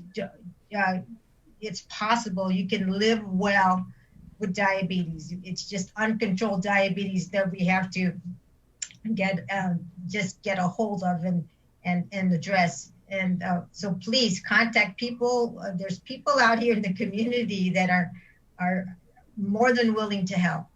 So it's just a word of hope. Not everything is gloom and doom, because things can be controlled, and there's ways you can learn how to do this, very practical ways. One thing I think we should encourage is home monitoring. A lot of people don't check their blood sugars at home, but that's at least one way that they can know if they're controlled or not controlled. Just in the last couple of days, I had a couple of patients with blood sugars at my clinic over 400 and totally unaware of it. They don't feel bad.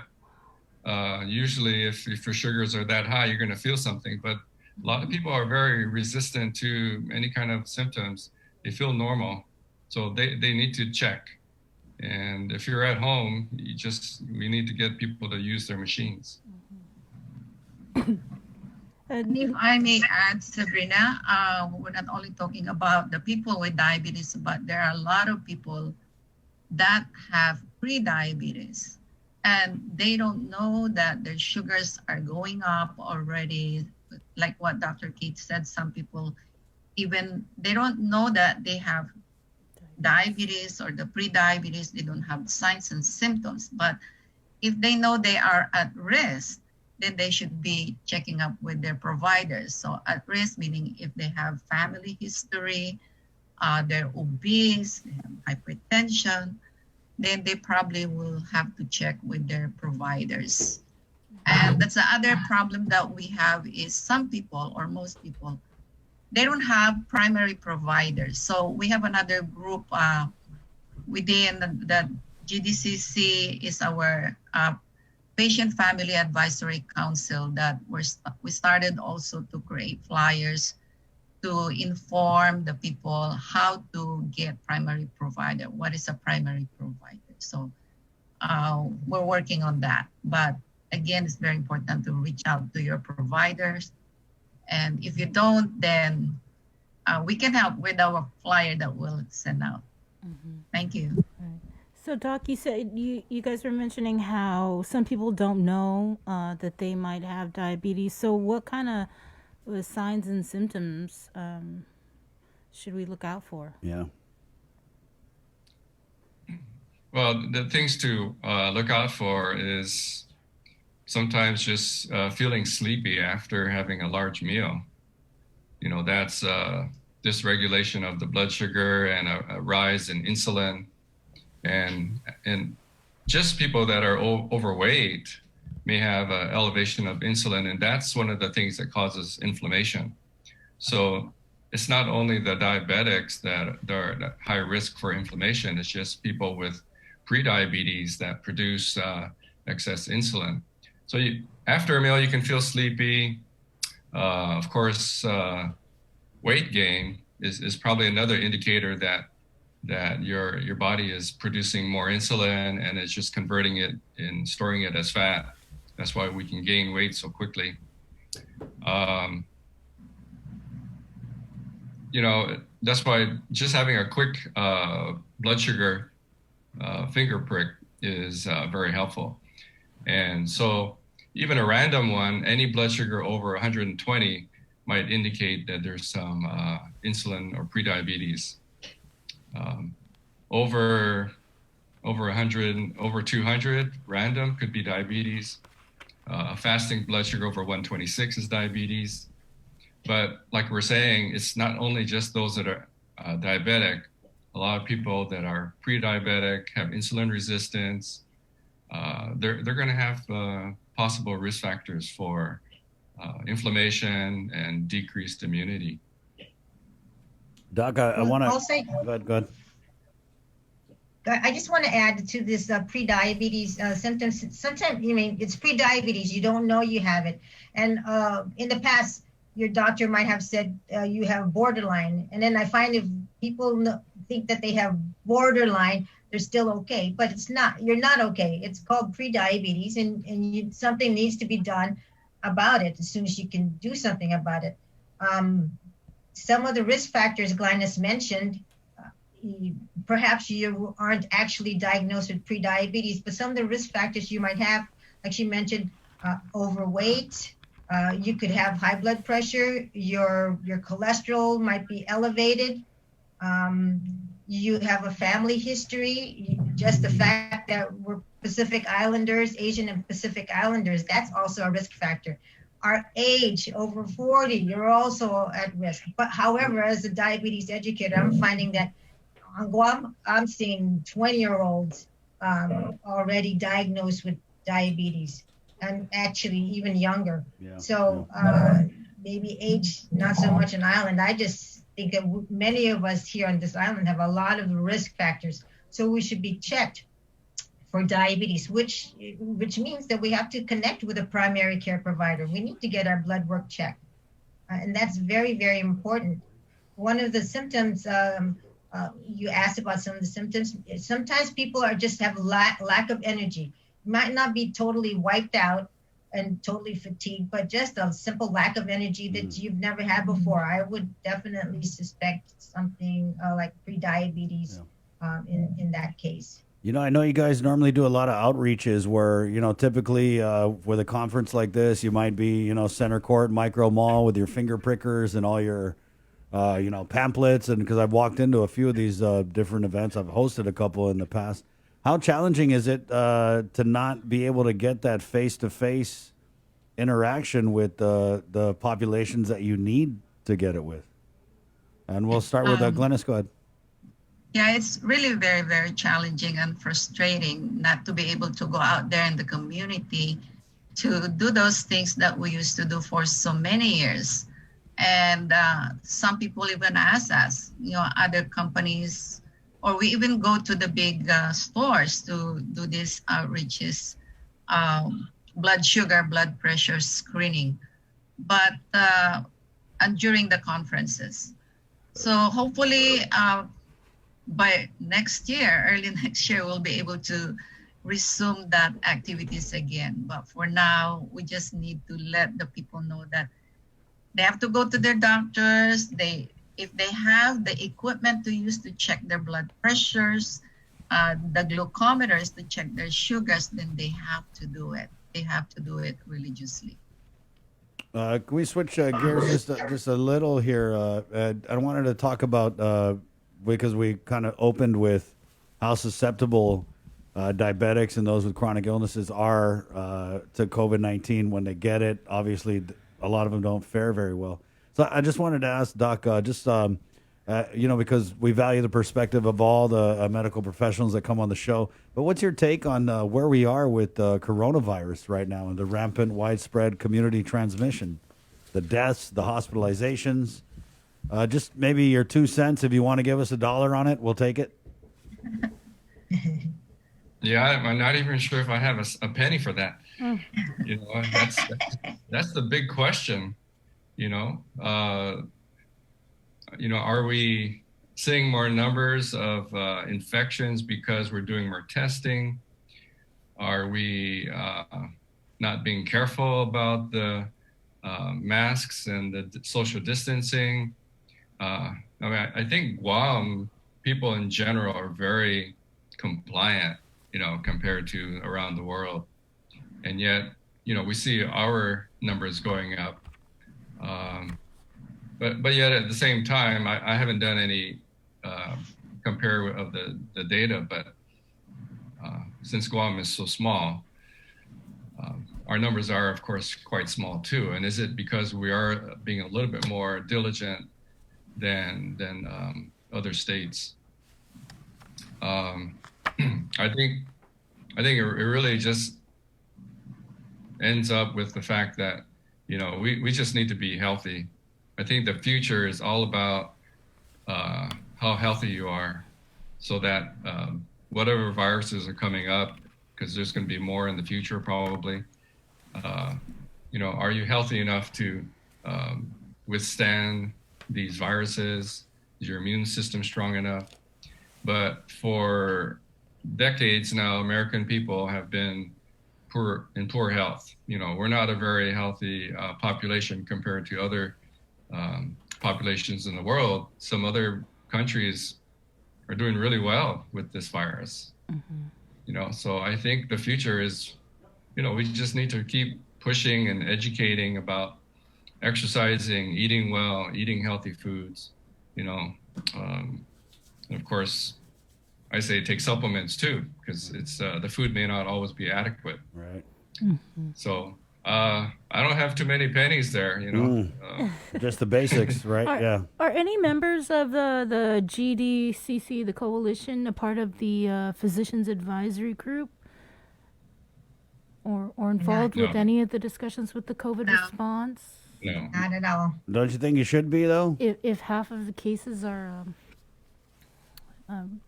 We have some doctors who are who attend our meeting, like Dr. Blounce from GMS, and we did have Dr. Akuma one time, Dr. Taitano, John Taitano, but rarely. Yeah. Do you feel you So, should I mean, be? I think I just want to add something to what Dr. Keith was saying about being healthy.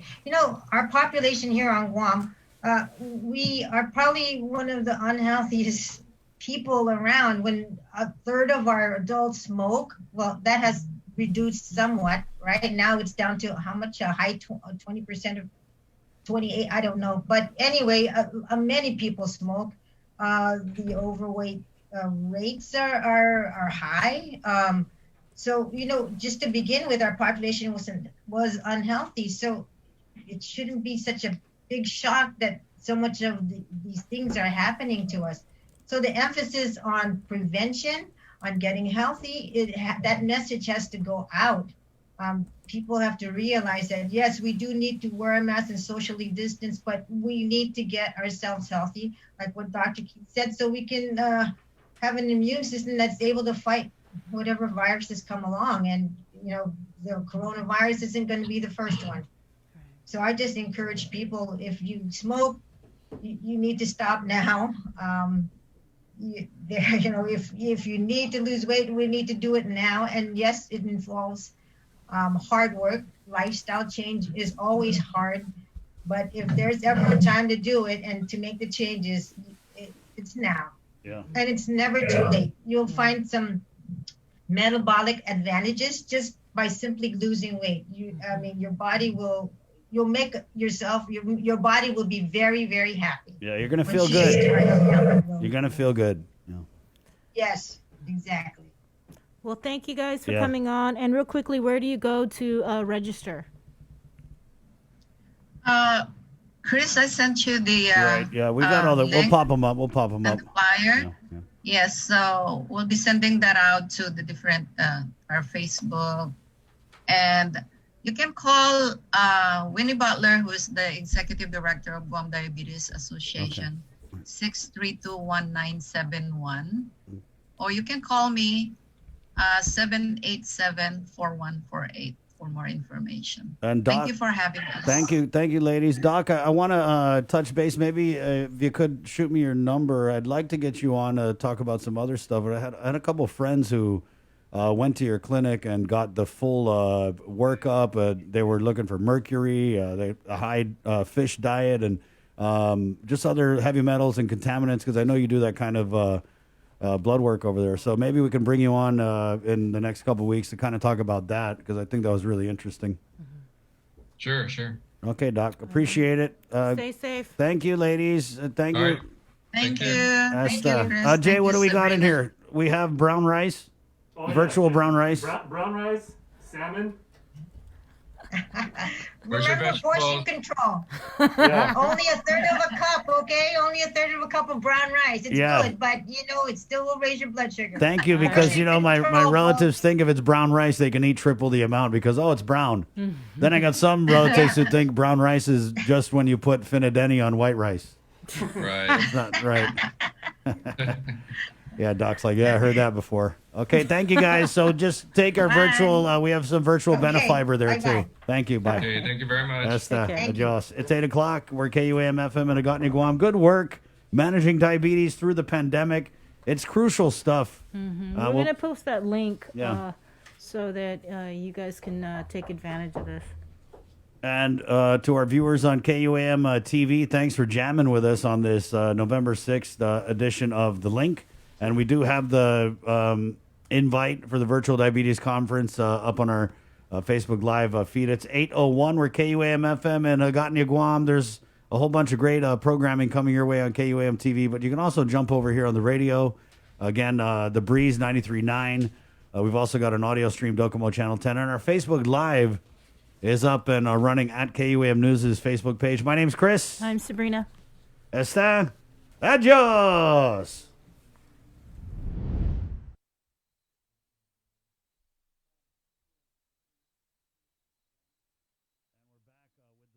We're going to catch up with DYA Director Melanie Brennan. That's next, right here at 8:02, Friday, the 6th day of November. Good morning, Guam. Life as we know it changed this year. Our health, families, jobs, and finances have been in jeopardy. We've witnessed loss in more ways than one. And at a time when nothing could be more comforting than coming together to fill this loss, share the love, and lean on each other for support, we've been asked to stay apart for our own safety. This year on Giving Tuesday, the need will be greater than ever, but we'll also face more obstacles than ever in spreading love, kindness, and generosity to those who need it most. So we're challenging you, yes, all of you Guam, to help create a wave of generosity like we have never seen before. We can all do it. Small acts, big acts, businesses, schools, churches, clubs, Men, women, children, let's do this. Giving Tuesday is this December 1st. What will you do?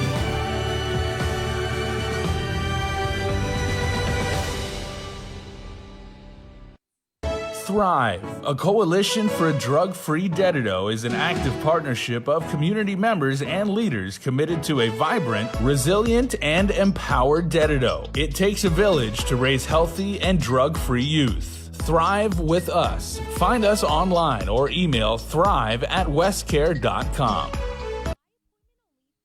GU Self-Storage, conveniently located near the Harmon McDonald's. We offer affordable rates, online payments, and auto bill pay for your convenience. Plus gate access daily from 6 a.m. to 9 p.m. Call us today at 648-7867 for more information. The holidays are almost here, and we could all use an extra dose of cheer and joy this year. So, we're breaking the rules and giving you a holiday head start on Breeze 93.9 FM. Throughout the months of October and November, listen to the special holiday head start blocks of all the season's favorites from 2 p.m. to 3 p.m. and again from 8 p.m. to 9 p.m. Let's try to make spirits bright and make this the most wonderful time of the year. Happy holidays from Breeze.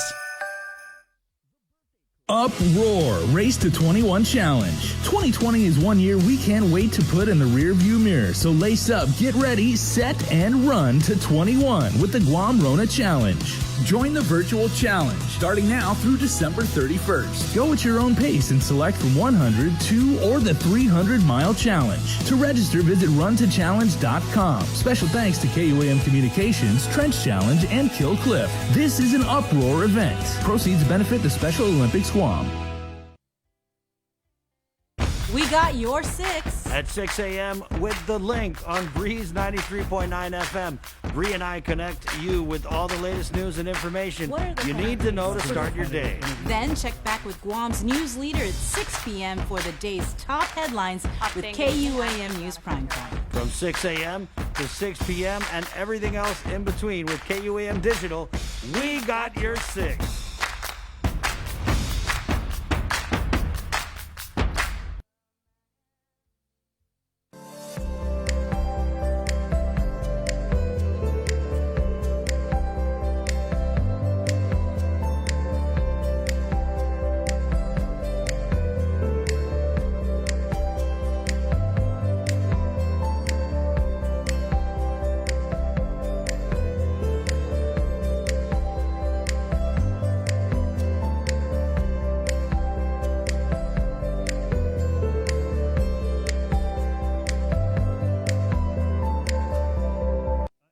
Yeah, when Dr. Horinucci said, I was like, how do you tell if you got diabetes or pre-diabetes? He's like, oh, if you get sleepy after you eat a big meal, like, we have a word for that. Ospook.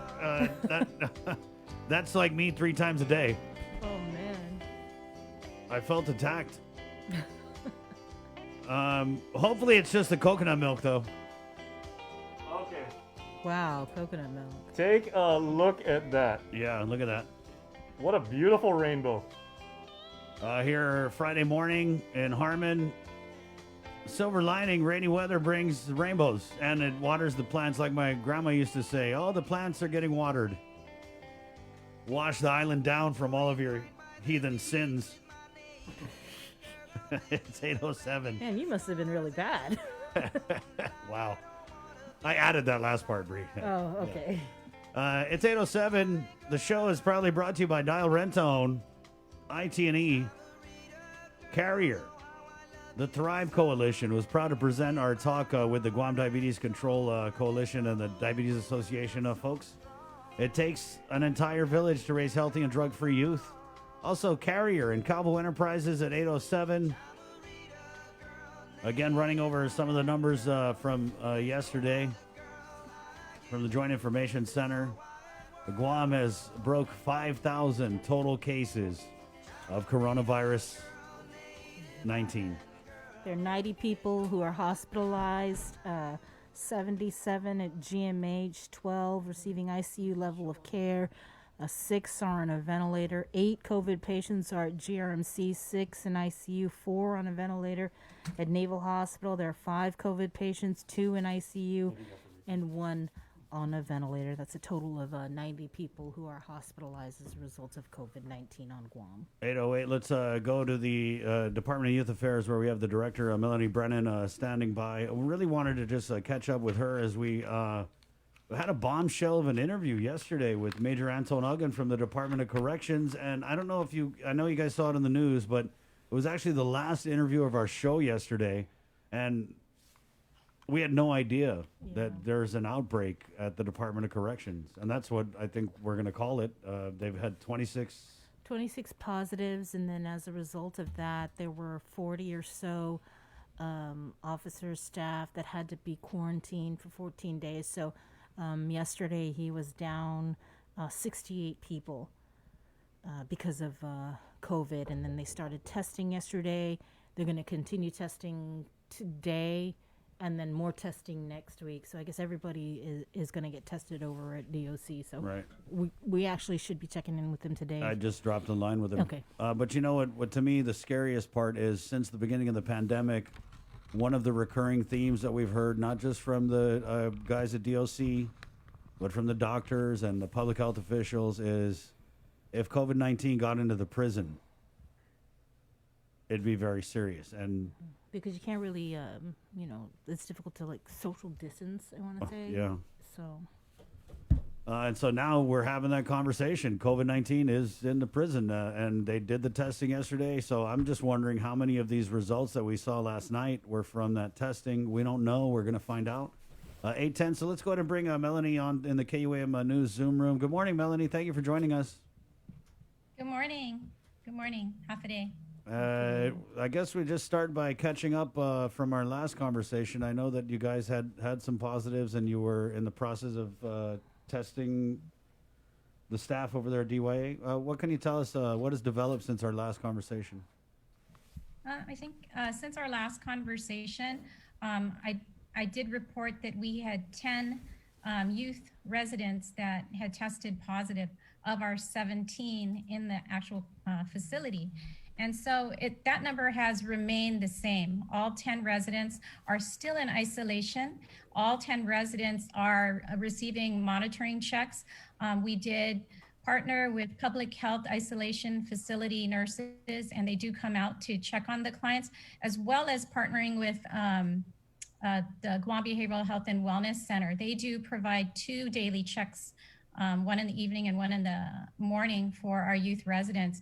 And it's because the Department of Youth Affairs does not have an infirmary, and we don't have full-time medical care. And so when the administration recognized that, we were basically having an outbreak, they really wanted to have a healthcare presence besides our youth correctional officers to help supervise these COVID positives. What about the officers? So initially, we reported that, I think at our last conversation, we had, I think I had reported that we had 5. So since we last spoke, 3 additional positives have shown up, and all 3 positives, 1 positive actually was tested initially with the kids, and it returned negative at the time. And so, there's a 2-week incubation period. And so public health had said that, the chances of, the officers that work in the isolation unit, would be really high. And so we had to step up the healthcare protocols. Many of them have already been fit tested for the N95 respirators that you see the nurses wear in isolation facilities. And so since the last time we spoke, we've been monitoring the staff as well, and 3 additional positives did show up. And so what we're looking at is, because we're basically at a shelter in place, we're looking at the next, we got our first positive on October 17th. And so you would imagine that you take about a month to see the positives. And because our latest positives with the kids, I think our latest positive was a youth service worker. And so you want to take that date, which was November 4th, and it probably could extend until December 4th. And so that's when we really, really need to be careful. We need to monitor everybody's symptoms coming in and out. And right now it's just the officers that are cycling in and out of DYA. Are any officers on quarantine? So right now we had 2 other officers who are on quarantine because of other contacts. And so obviously we don't want to introduce another source into DYA. So through contact tracing, family members were told to isolate. And so these officers are not presently sick, but are on quarantine. I know that you guys. So I'm sorry, go ahead. No, go ahead. Did you want to? I was just saying that, you know, it has always been part of our contingency strategy to ask for assistance from DOC. And so I know that they're going through their own issues right now, but early on we had asked for 2 additional DOC officers to help us. And so we still have those 2 officers working with us currently. And of our 8 officers that were positive, 1 has already returned to duty, was cleared by public health. So it's really only 7 officers that are out. All of our officers that were utilizing the government isolation facility have been cleared to home isolate. And so we're expecting, you know, in a matter of days that they'll be back to work as well. We were very fortunate that only 1 of our officers really did need hospital care for a couple of days, and that was because of breathing difficulty. None of our residents, youth residents, had those kinds of experiences. In fact, all of the residents had mild symptoms, and last check was last evening, and there are only 2 residents that are exhibiting symptoms right now, and those symptoms are mild. They've lost their sense of taste and smell, but they're still eating. So we're really, really hopeful, and we're glad that the number of youth residents testing positive has kind of stymied at this point. So you feel that you guys have contained the virus at DYA? I do, but at the same time, I'm cognizant of the community spread, and I know that it is only our officers right now that cycle in and out. So that will always be a concern, Chris, and I think that's DOC's concern. And how they're mitigating it is they're trying to just capture it before it enters the inmate population, because as you saw with DYA, it just spread. Right. And so it's slower. I'm sorry, go ahead. No, you know, crime doesn't stop, or it hasn't stopped since COVID. What about new admissions into DYA? So with new admissions, again, like I explained earlier, part of our mitigation strategy was to reduce admissions through actually taking a look and seeing who really is coming in through DYA doors. Remember, incarceration for youth should be like the last resort. We want to reserve incarceration for the most violent, unmanageable youth.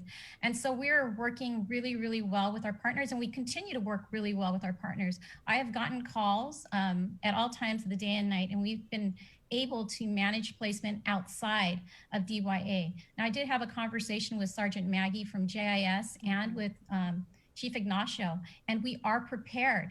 If there is any violent offender, if there's any repeat offender that just cannot be managed, we have a contingency plan within DYA that will that we're ready to deploy. Can you give us a little bit more details about how you would handle that situation? Well, yeah, so as you know, because of juvenile justice efforts that kind of started with the court, and it really had its impact on the reduction of youth admissions to DYA. For example, in 2015, we had like 80 to 100 youth residents. That was the population per day. And so prior to COVID coming in, we had a population of about 25 to 30 kids. That was the daily population, and an average admissions to DYA on a monthly basis of 30 kids. Okay, since COVID has started, we've managed to reduce that population to about 5 a month. And so that is, you know, and then working with the people, the youth that we had, and working on alternative placement in the community has worked so that we have a small population, meaning we have some wiggle room to play with. And these dorms are isolated. They're not, although it's a congregate facility and they used to eat in the galley, we've stopped that since we stood up the isolation facility. So I do have a dormitory that is identified for new admissions. But they're having That is, yeah, that is but- not connected to isolation or the quarantine facility. Melanie, when you said you were cognizant of the community spread, the widespread transmission of the virus, outside of your facility, what type of words and guidance do you give to your staff when they, for their lives outside of work? Well, Chris, everybody's afraid of the virus, including my staff. And I really have to give kudos to them for continuing to show up on a daily basis, knowing that we have the virus in the facility. They are true COVID heroes also. They work alongside other public safety heroes, and we know how important it is to stay within our bubble. We do briefings before and after every shift, and part of that message is that you have to stay within your bubble. You have to keep yourself safe so that you can come to work, and keep yourself safe so that you can go home safe to your family. So the protocols, the masking, these things were in place since March. And if anything, we're just enhancing it with additional PPEs. And again, we have such great partners, and we could not have done it alone.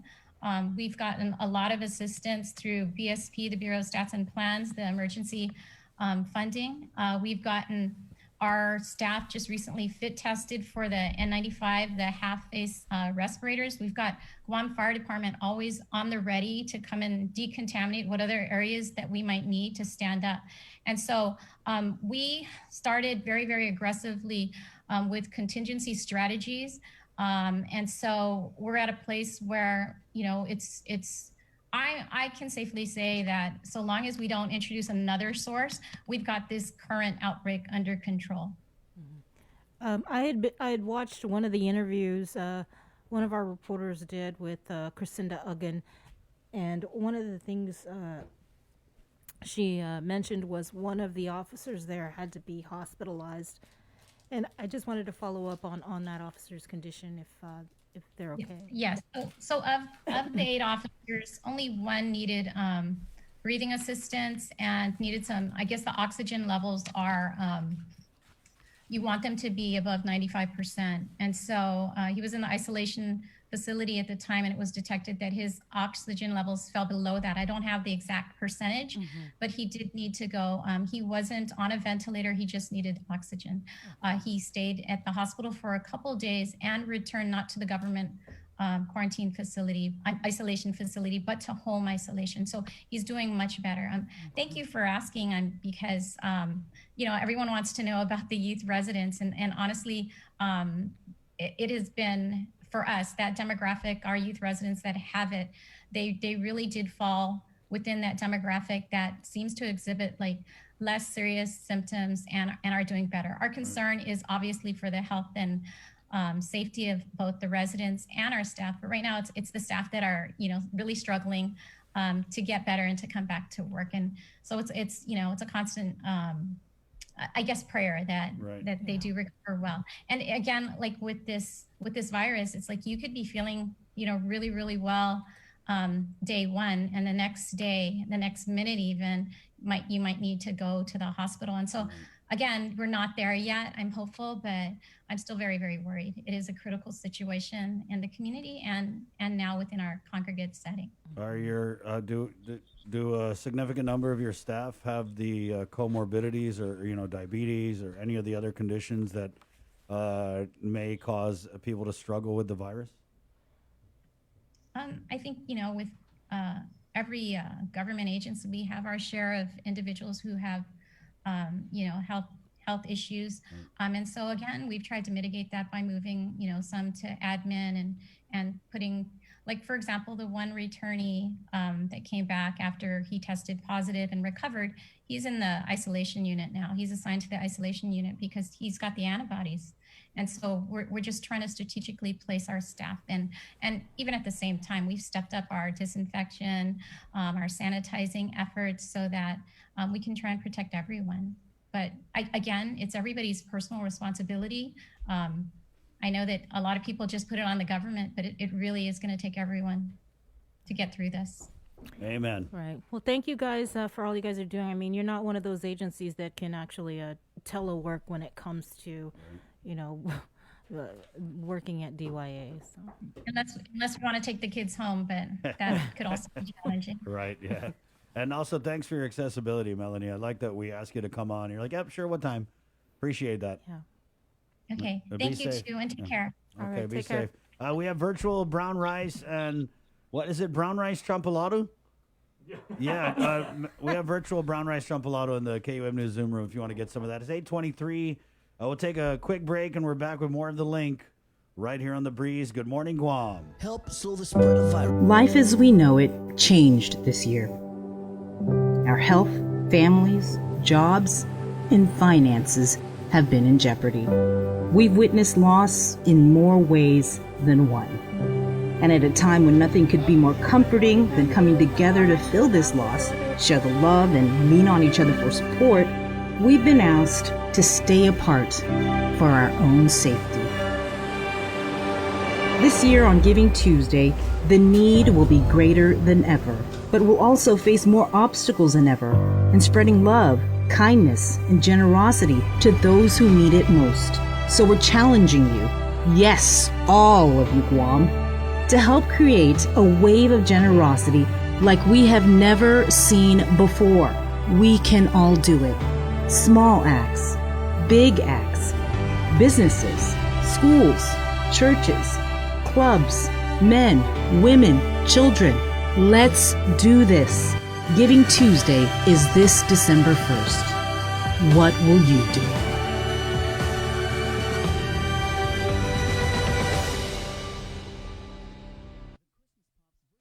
From the class of 2022. From the Bottom of our hearts, we want to thank the teachers, the office, staff, the custodians, and all the faculty for all that they due to make sure that we go to a school that's safe, clean, and where we are properly taught. We thank you for preparing us for the outside world where we will embark on our journeys ready to face the world. Thrive, a coalition for a drug-free Dedido, is an active partnership of community members and leaders committed to a vibrant, resilient, and empowered Dedido. It takes a village to raise healthy and drug-free youth. Thrive with us. Find us online or email thrive@westcare.com. The Christmas Pops virtual holiday shopping fair is coming on Sunday, November 29th. It's the third annual Christmas Pops event with local artisans, crafters, and businesses in a reimagined and safe way for you to shop. As many small businesses struggle to survive, the call to buy local is greater than ever. To learn more and participate in this one-of-a-kind multimedia marketplace event on the stations and digital platforms of KUAM Communications, bringing together the island's biggest array of local vendors, email bettyann@kuam.com or visit kuam.com. Presented to you by Stroll Courier. Get all your packages, documents, and gifts delivered island-wide. Visit strollguam.com/courier and book a delivery today. GU Self-Storage, conveniently located near the Harmon McDonald's. We offer affordable rates, online payments, and auto bill pay for your convenience. Plus gate access daily from 6 a.m. to 9 p.m. Call us today at 648-7867 for more information. Uproar Race to 21 Challenge. 2020 is 1 year we can't wait to put in the rearview mirror. So lace up, get ready, set, and run to 21 with the Guam Rona Challenge. Join the virtual challenge starting now through December 31st. Go at your own pace and select from 100, 2, or the 300-mile challenge. To register, visit runtochallenge.com. Special thanks to KUAM Communications, Trench Challenge, and Kill Cliff. This is an Uproar event. Proceeds benefit the Special Olympics Guam. The holidays are almost here, and we could all use an extra dose of cheer and joy this year. So, we're breaking the rules and giving you a holiday head start on Breeze 93.9 FM. Throughout the months of October and November, listen to the special holiday head start blocks of all the season's favorites from 2 p.m. to 3 p.m. and again from 8 p.m. to 9 p.m. Let's try to make spirits bright and make this the most wonderful time of the year. Happy holidays from Breeze. We got your 6. at 6 a.m. with The Link on Breeze 93.9 FM. Bree and I connect you with all the latest news and information you need to know to start your day. Then check back with Guam's news leader at 6 p.m. for the day's top headlines with KUAM News Primetime. From 6 a.m. to 6 p.m. and everything else in between with KUAM Digital, we got your 6.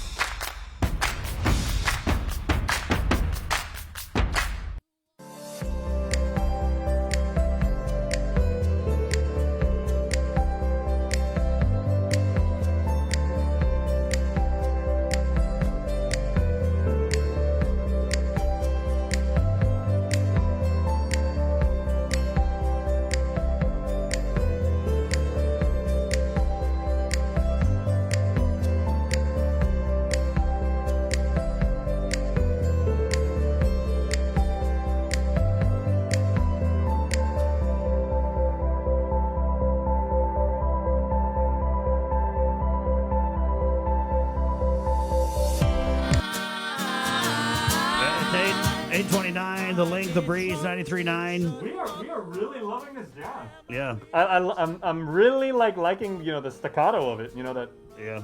The staccato of it. Yeah. Yeah. I just like the way they're singing. They're singing on the guitar. The guitar. Yep. Would you say that over this the is years, like one of those songs where it's like I'm gonna try and hit 87 notes during this one run here? No, because not quite like that's an oversimplification, but. Because Chris, you're. Can you imagine if we sang the novena like that?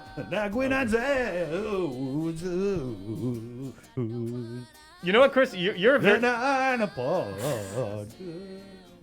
not even hating. You guys know I'm a joker. This is great. It's TYTI and Harmony, Still in Love from Live Local Fridays, 8:30. You're a big student of Chamorro music, right? Okay. The biggest. I mean, you're the best, right? Remember in the 80s, like in the 70s and 80s, where Chamorro music had that very definite country lean towards it. Yeah. And then it became like these days it's almost like a jazzy thing. People are There was a renaissance, yeah. Yeah. And you know what it is? It's like with the renaissance and the revival of the language, you had a whole new generation just doing their spin. Like, Andrew Guvitata was one. Yeah. Micro Child. A lot of these great. Shannon McManus is definitely. I mean, she is Yeah. jazzy. She is blues. She is R&B. She is jazz. I mean, she's incredible. You know what? It's crazy to me because there was you're right. Like the Chamorro music with J.D. Crutch and Johnny Sablon, it was real band driven. They had played guitar and there was, drums and Uncle Tote would be on a track and you'd have the Chapfers brothers engineering and producing. But then there was a period where it really turned to keyboard, right? Where it was a lot of Tom Bajado and making the keyboard beats. Tom Bajado, man. Yeah, which is cool, right? I mean, that's cool. But I remember growing up and always just wishing, man, this would just be great if we just stripped down these great songs and just did them acoustic. We could talk with a live band, and that's what we were able to do with Live Local Fridays. We had this platform, and still now with our music mashup shows, where you give an opportunity for a whole new generation to sing the songs that they grew up listening and present them in a new way. Like Lovin' Off a Day, I got to give props to Lovin' Off a Day. They were great. Stay Tuned, Sean Wolford. We just had so many. And it's awesome, man, because we all grew up hearing these songs. I remember doing Live Local Fridays and having a band come on. They're like, hey, we're going to do this next song. And they'd play Good Knife and Munglo with, it's like, damn, yeah. Can I just say we could do an entire episode of this show, the whole 4 hours, on Tom Bajado? Yeah, we could. I mean, music production, Little Tommy's Barbershop. The stories that he probably has. Productions. Yeah, Stelstar. All of the businesses that he made. Remember Tommy, what was it? The... Steak and Lobster place up there in Dedido. Didn't you do the karaoke videos? Yeah. Did you do? Yeah. Yeah.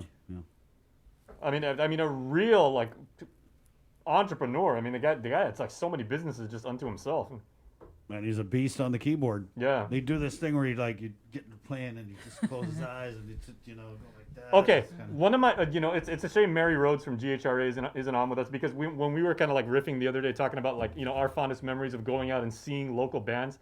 Some of the best times of my life. I was at UOG, so we didn't have a lot of money, but my friends and we would go on Saturday nights to the Tree Bar at the Hilton, and it was wow, this is better than a club. It's all made up. You get this big mix of older business people, military. Are you talking about you'd go see Mantra? You would go see Mantra. Man, you nailed it. Mantra was the highest compliment I can give Mantra, and I know all of those guys. I have so much respect for Mars and they had that. and his Didn't wife they have Jill. that one song that was like da da da da da da da da? Yep. But the thing about Mantra is, I mean, and some people said like, yeah, you go there and it's dance-friendly music and they do like a lot of like top 40 covers, but they were so good you could close your eyes. And when they played Purple Rain or when they played Bohemian Rhapsody, you swore it was Queen. They were unbelievable. I mean, just to watch them live it was a major treat every time out. Man, with this and our Blockbuster discussion this morning and our Cool Spot talk, I feel like we're doing a really retro Friday, Flashback Friday. Can we do that one of these days on the link? Let's all dress up in like different decades. It's like one day we'll dress like the 90s, one day we'll do 80s, one day we'll do 70s for me was like diapers. And, You like getting dressed up, Jay? You like playing dress up games? Man, if I could dress up in like my lightning bolt Zoris. Ah, man. And the kung fu shoes. How about my Hobie T-shirt? Oh god. Well, Bree had the Sammy's jacket. Remember a few weeks ago? She did, right? Remember Locomotion? Oh yeah. It's weird. These are like Hawaiian shirts, but they're just like big and Guam Nice T-shirts. Stussy, Jimmy's. Man, Guam Nice TNC T-shirt. I used to surf get designs. my little shirts made with the little iron-on letters. And remember at the old Gibsons before there was that big thing about like you could get like airbrush designs, and it was Greg Castro, wasn't it? Yeah. He did the airbrush design. Yeah. Greg Castro. Yeah. Was it Greg Rick? Sablon? Maybe Rick Castro? I don't know. Oh yeah, no, you're right. You're right. Yeah. Yeah. But I mean, I got an airbrush long sleeve shirt of the original 4 Ninja Turtles. Wow. From Rick for like $11. Yeah.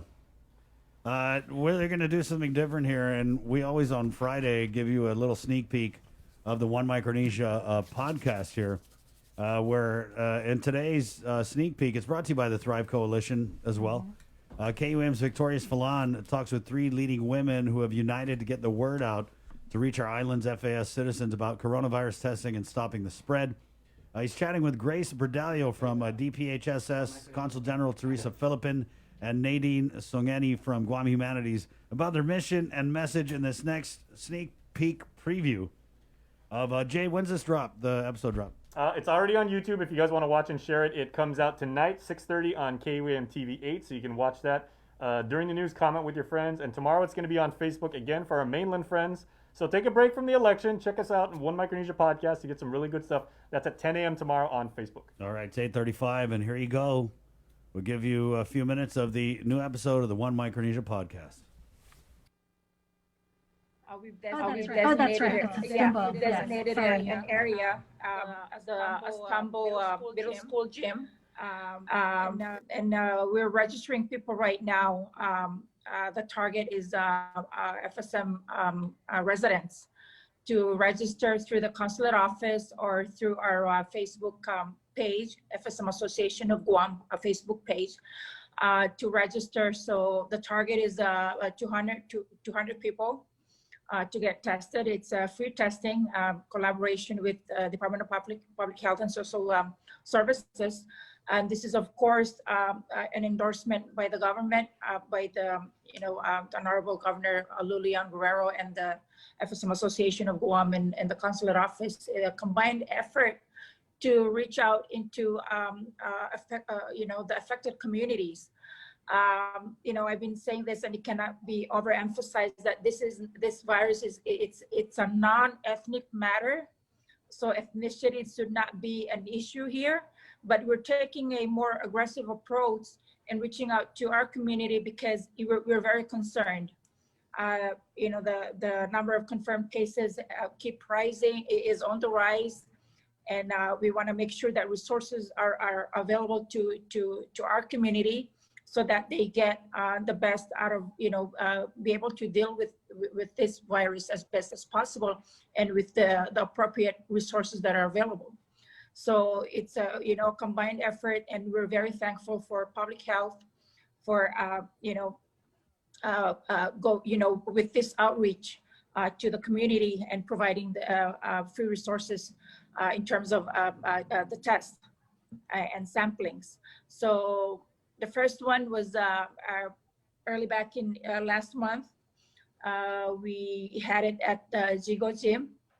And then this next one is coming up on this November 7th. So, this is an appeal to our community. Please come out, get tested, register with us, get tested. It's not only for your peace of mind, where you are, the results of this virus, but also for those that you're interacting with and are encountering. And if you unfortunately test positive, there are also resources available that may help with your situation in terms of if you're going to have to miss work because you're positive, unemployment, you're eligible for unemployment. So information are available through the office and the Association of Guam Web Facebook page. So please reach out to us. If we don't have the answers to your questions, we will find the answers. We will get to the right department, such as public health and other resources that are available to help us. So again, this is an appeal to everybody. There's a lot of myths, a lot of concerns going around right now, especially related to this virus. Prayers are always, welcome. But that doesn't mean that we'll, stay immune to the virus. Even local medicine, local herbs. I know some folks from our islands are, diligently taking the local medicine. But again, it does not prevent getting the virus. It does not mean that you're immune to the virus. Practicing social distancing, and as Grace mentioned, stay home. If you don't need to go out, wear your masks, sanitize. All of these things that the health experts have been putting out there are preventative measures that each and every one of us need to practice so that we can get a hold or contain the continuous widespread of this virus. Well, there you go. That's a sneak peek of the latest episode of the One Micronesia podcast with our very own Victorious Falan. 8:40. Let's go into the KUAM News Zoom room now, where we have standing by the director of the Guam Behavioral Health and Wellness. What is the C for? Is it Center? Sorry. Center. Brain. I'm sorry. It's been a crazy morning. I think it's all catching up to me now. Good morning. Right. Good morning. It's there on her background. It's Right. Friday. Thank you. It's right on your Friday, background. but sometimes, yeah, it's Friday, but sometimes it's a Friday, but feeling of a Monday. Right. Yeah. You all get that, right? It's been a long week. It has been a long year. Yeah. True. Teresa, good morning and Long thanks. year, but good morning. Good morning. Thank you for having me. Right, Always a pleasure. Yes, indeed. And I guess we'll just start with let's go ahead and start with the crisis hotline. You guys still getting a lot of calls into the hotline? And what types of calls? Who's calling? What are they saying? Absolutely. The crisis hotline 647-8833. We're here to help anyone. It has been in existence way before COVID, but of course it's more and more popular, which is because people, that's what we want. We want people to know that number the way they know 911. As I mentioned before in previous times on your show. Therese, sorry. Yes. You kind of broke up a little bit right at the beginning, so if you could just start over, I'm sorry. No problem. This is the bumps on the road for technology. Right. So Guam Behavioral Health Crisis Hotline, 647-8833, has increased in volume since COVID started, since March. We have been in existence before COVID for many, many years, decades. When I was the director of Sanctuary, we actually had the contract of answering the hotline. Interesting enough, I'm now on the seat of the Guam Behavioral Health side, and it's no longer contracted out. We're handling it. And so, yes, the volume has definitely increased since COVID. We're looking at a pre-COVID number of 25 to 30 calls a month. and we are averaging about 525 calls a month now. So that is a tremendous volume increase. I've just gotten the latest data, some stats. We're still heavy inundated. A lot of the callers state anger, confusion, anxiety, feeling of helplessness. We got some suicide ideations, just people wanting to talk, people wanting to load down, let their load off, confusion, depression. So the typical, those are some of the typical calls we get. There is substance abuse. Of course, we got calls for depression, as I mentioned earlier, anxiety, hallucinations. We've gotten calls for sexual abuse, physical abuse, family violence. So I mean, and these seem so grim, these topics, but I'm very, very pleased that at least people know the number and the calls are coming through and we're helping them where we can. Even we're getting calls regarding, some legal issues, definitely employment and financial issues, housing, anything that's causing anybody with anxiety. They're calling and trying to get either references or just how do I deal with this? Clearly the financial issues are probably, I don't know the exact breakdown for the number I'm reading now, but it's probably folks that have lost their jobs or reduced pay completely. So definitely an increase in volume. Again, it's unfortunate that we need to be here, but we are here. And so that's the good thing. And so, so that's where we're at today. Some of the things that, and if you don't mind, I'd like to mention, first of all, Chris, thank you.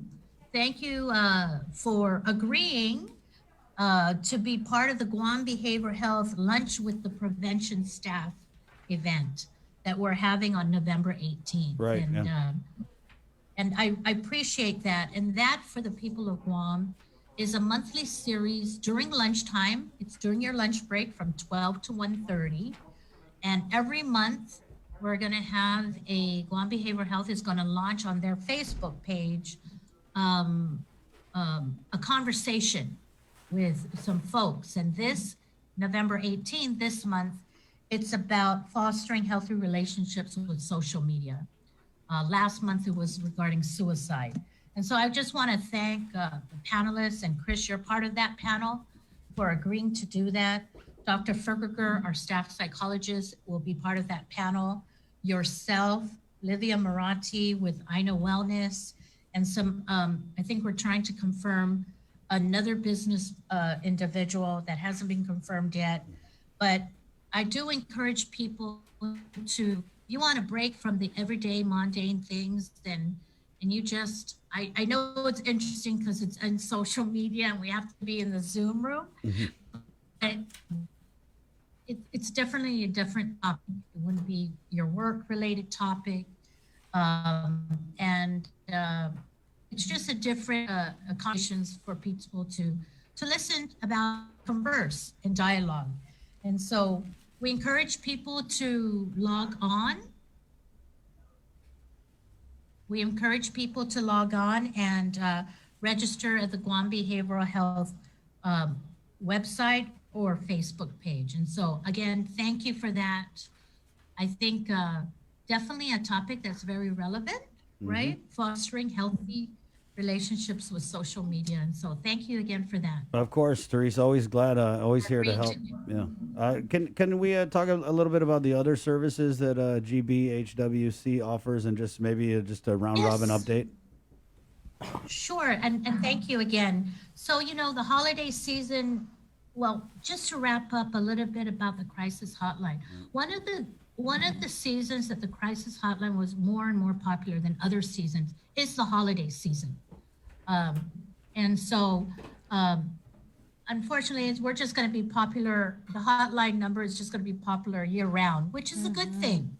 But in the past, we put more effort in promoting that number during the holiday. And so during the holidays, you're going to see the typical compounded holiday blues because of COVID, because of the inability to gather the way we normally gather.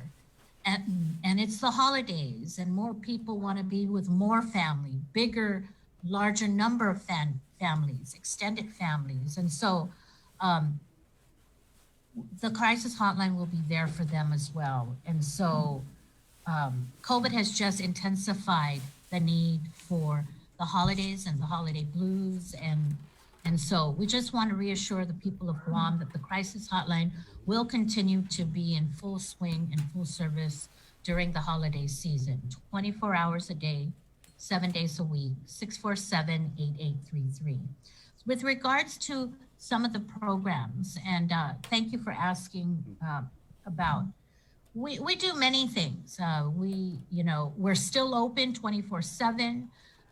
If you find yourself in that the hotline is just not enough, we encourage people to come up, and we are open, and we take walk-ins, of course, very carefully, social distancing, mask,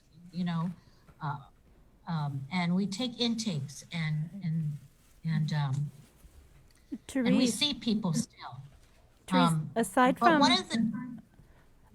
from the increase in the phone calls, I was just going to ask that aside from the increase in the phone calls, that you're averaging around 20, or so a day for the month, are you also seeing then an increase in the intake? Or have you seen?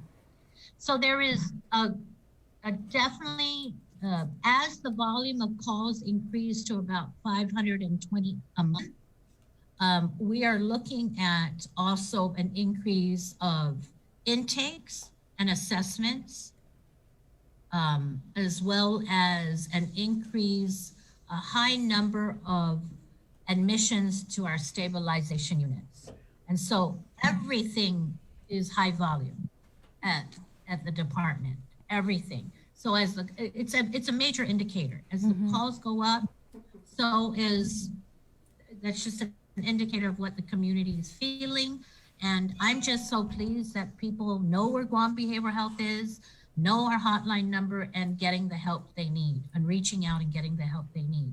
One of the things that COVID has really, really pushed us to do more of, that we normally don't do a lot of, is what we call the trauma response team. Trauma response. And so just this week alone, we mobilized the trauma response team to the Guam. I see my friend Paul Tapao to do a debriefing session on the major incident that occurred this week with the Guam Police Department and the shooting. And so we responded to Guam Police Department's request to do debriefings for the officers involved in that shooting. In addition to that, you had my good friend Rory Respicio on your show a couple of days ago, sometime this week, talking about the Port Authority's first death in their coworkers, among their coworkers. And he reached out to me, and we are ready to, again, dispatch a trauma response team to provide a session for those coworkers who are greatly affected by the death of their coworker. So COVID has really touched our homes with the number of, I can't even, every time I get a release about another precious soul dying, the only thing I can do is bow my head and ask for peace for that precious soul. And it's pretty disheartening when you have to constantly pray every day. But we need to do what we need to do, because the realities are our community is sick and people are dying, and the souls need our prayers, and our people need our help. And so Guam Behavioral Health is here to help departments such as Guam Police Department, Port Authority of Guam. We've gone to Department of Agriculture. We've done numerous National Guard debriefing sessions that has been asked, and so many more. And so trauma response service is definitely a service that we never needed to do as often as we do today. But glad that we have the training and the staff that could. Well, that's why we wanted to bring you on, because we often hear about the dire situation over at the hospital, and it would, to me, it would mean that a similar situation is unfolding for the Guam Behavioral Health and Wellness Center, that you guys seem like you would be also overworked because of the stress and the anxiety of everybody out in the community. So we really do thank you for everything you guys are doing. Yes, that's right, Sabrina. It's the stress and the anxiety, not just of the general population of the island, but also of the healthcare providers, the frontliners, the people who are at work, who are directly or indirectly affected by COVID. And so we have services for staff and workforce, and we have services for the general population. And so as GPD gets inundated, as the Guam Memorial Hospital gets inundated, so does our service. We're linked. We're linked arm in arm. There's no way that the volume of cases at the hospital and the volume of COVID responses that GPD goes through is not going to affect Guam Behavioral Health. We very much work with these agencies all the time. And so with GMH and public health, we have created connections so that we're available for their staff and have a direct line to our professional staff. So we're creating systems so that everyone in every entry point can have access to services. And so with that also means an increase in need for more professionals in this field. And so one of the things that I would like to mention is that I am hiring counselors. I am hiring folks with counseling degrees. I'm in need of psychiatrists and psychologists. We're holding our own, but as volumes increases, so does the cases, and my counselors' cases has tripled. And this is not tripled, quadrupled even. And this is not one of those things that they see you one time and you're out. Yeah. Sometimes treatment plans is, 6 sessions, 12 sessions, annually, monthly, whatever it takes until the client is feeling better and the goal set by their professional clinical staff has been attained. And so the need for more counselors is there. I am hiring. And so anyone out there who has a counseling degree, who may be or retired even, we're willing to have a conversation with you, because we do need more counselors to provide the services that COVID is going to go away soon. We heard from the U.S. Surgeon General that by the end of the year, or definitely by January, there'll be a proven safe vaccine. So we're almost there, Guam. We just need to hold on. We need to make sure that we continue practicing our social distance, our masking, our washing the hands until January. We're almost there. We are on, and so we just need to continue that. We need to stop the spread. The numbers need to go down in the community of positives. the numbers need to go down in the beds, COVID beds in the hospital. And then, you know, by February or March, the U.S. Surgeon General, yesterday's audience to the address of the people of Guam, stated that because we are a small contained island of 150,000 people, we can quickly be vaccinated, like quickly. Guam Behavioral Health had just applied and has been approved, or I believe we applied and we're being reviewed, and I see no problems of getting approved by public health to be a vaccine hub, which means soon I can be giving flu vaccines at Guam Behavioral Health to all our consumers instead of them going for us for certain services and then going to public health or their private clinic for vaccine. Pretty soon we're going to be able to take care of them all in one shot. They can come in, see their counselors, see their psychiatrists, see their psychologists, get their flu shot, walk out the door and be good. That because we're applied and we're being reviewed as a vaccine hub, the same process will happen when the COVID vaccine happens.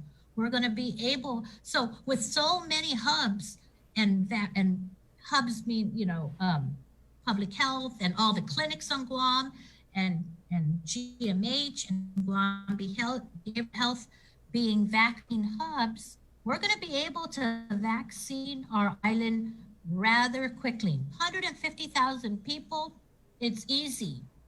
So, so I'm just encouraging the people of Guam to please be diligent. We want to have a good Christmas holiday, but we want to have a safe Christmas holiday.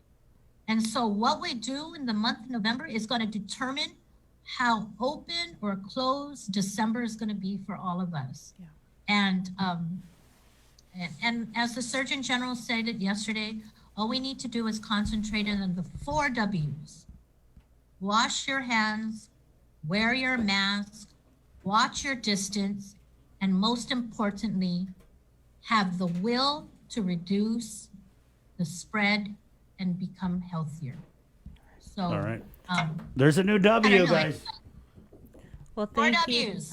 Yeah. Thank Therese, you, Therese. before we let you go, I wanted to just ask about I know that you had positives in the group home. I'm pretty sure that's resolved by now, but have you had any? That's resolved. Thank goodness that has been resolved. Our group home was the children's group home. We had staff and clients ill, but thankfully, thank God, they were all asymptomatic, continued to be asymptomatic during their isolation, and has been cleared.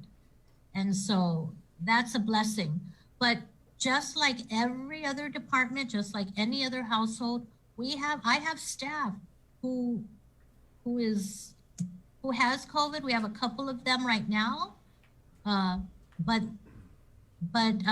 and we do have one that's severely ill at Naval Hospital. And so I ask the people of Guam to continue to pray for those who are ill, especially those who are critically ill. They need our prayers. We need to lift them up.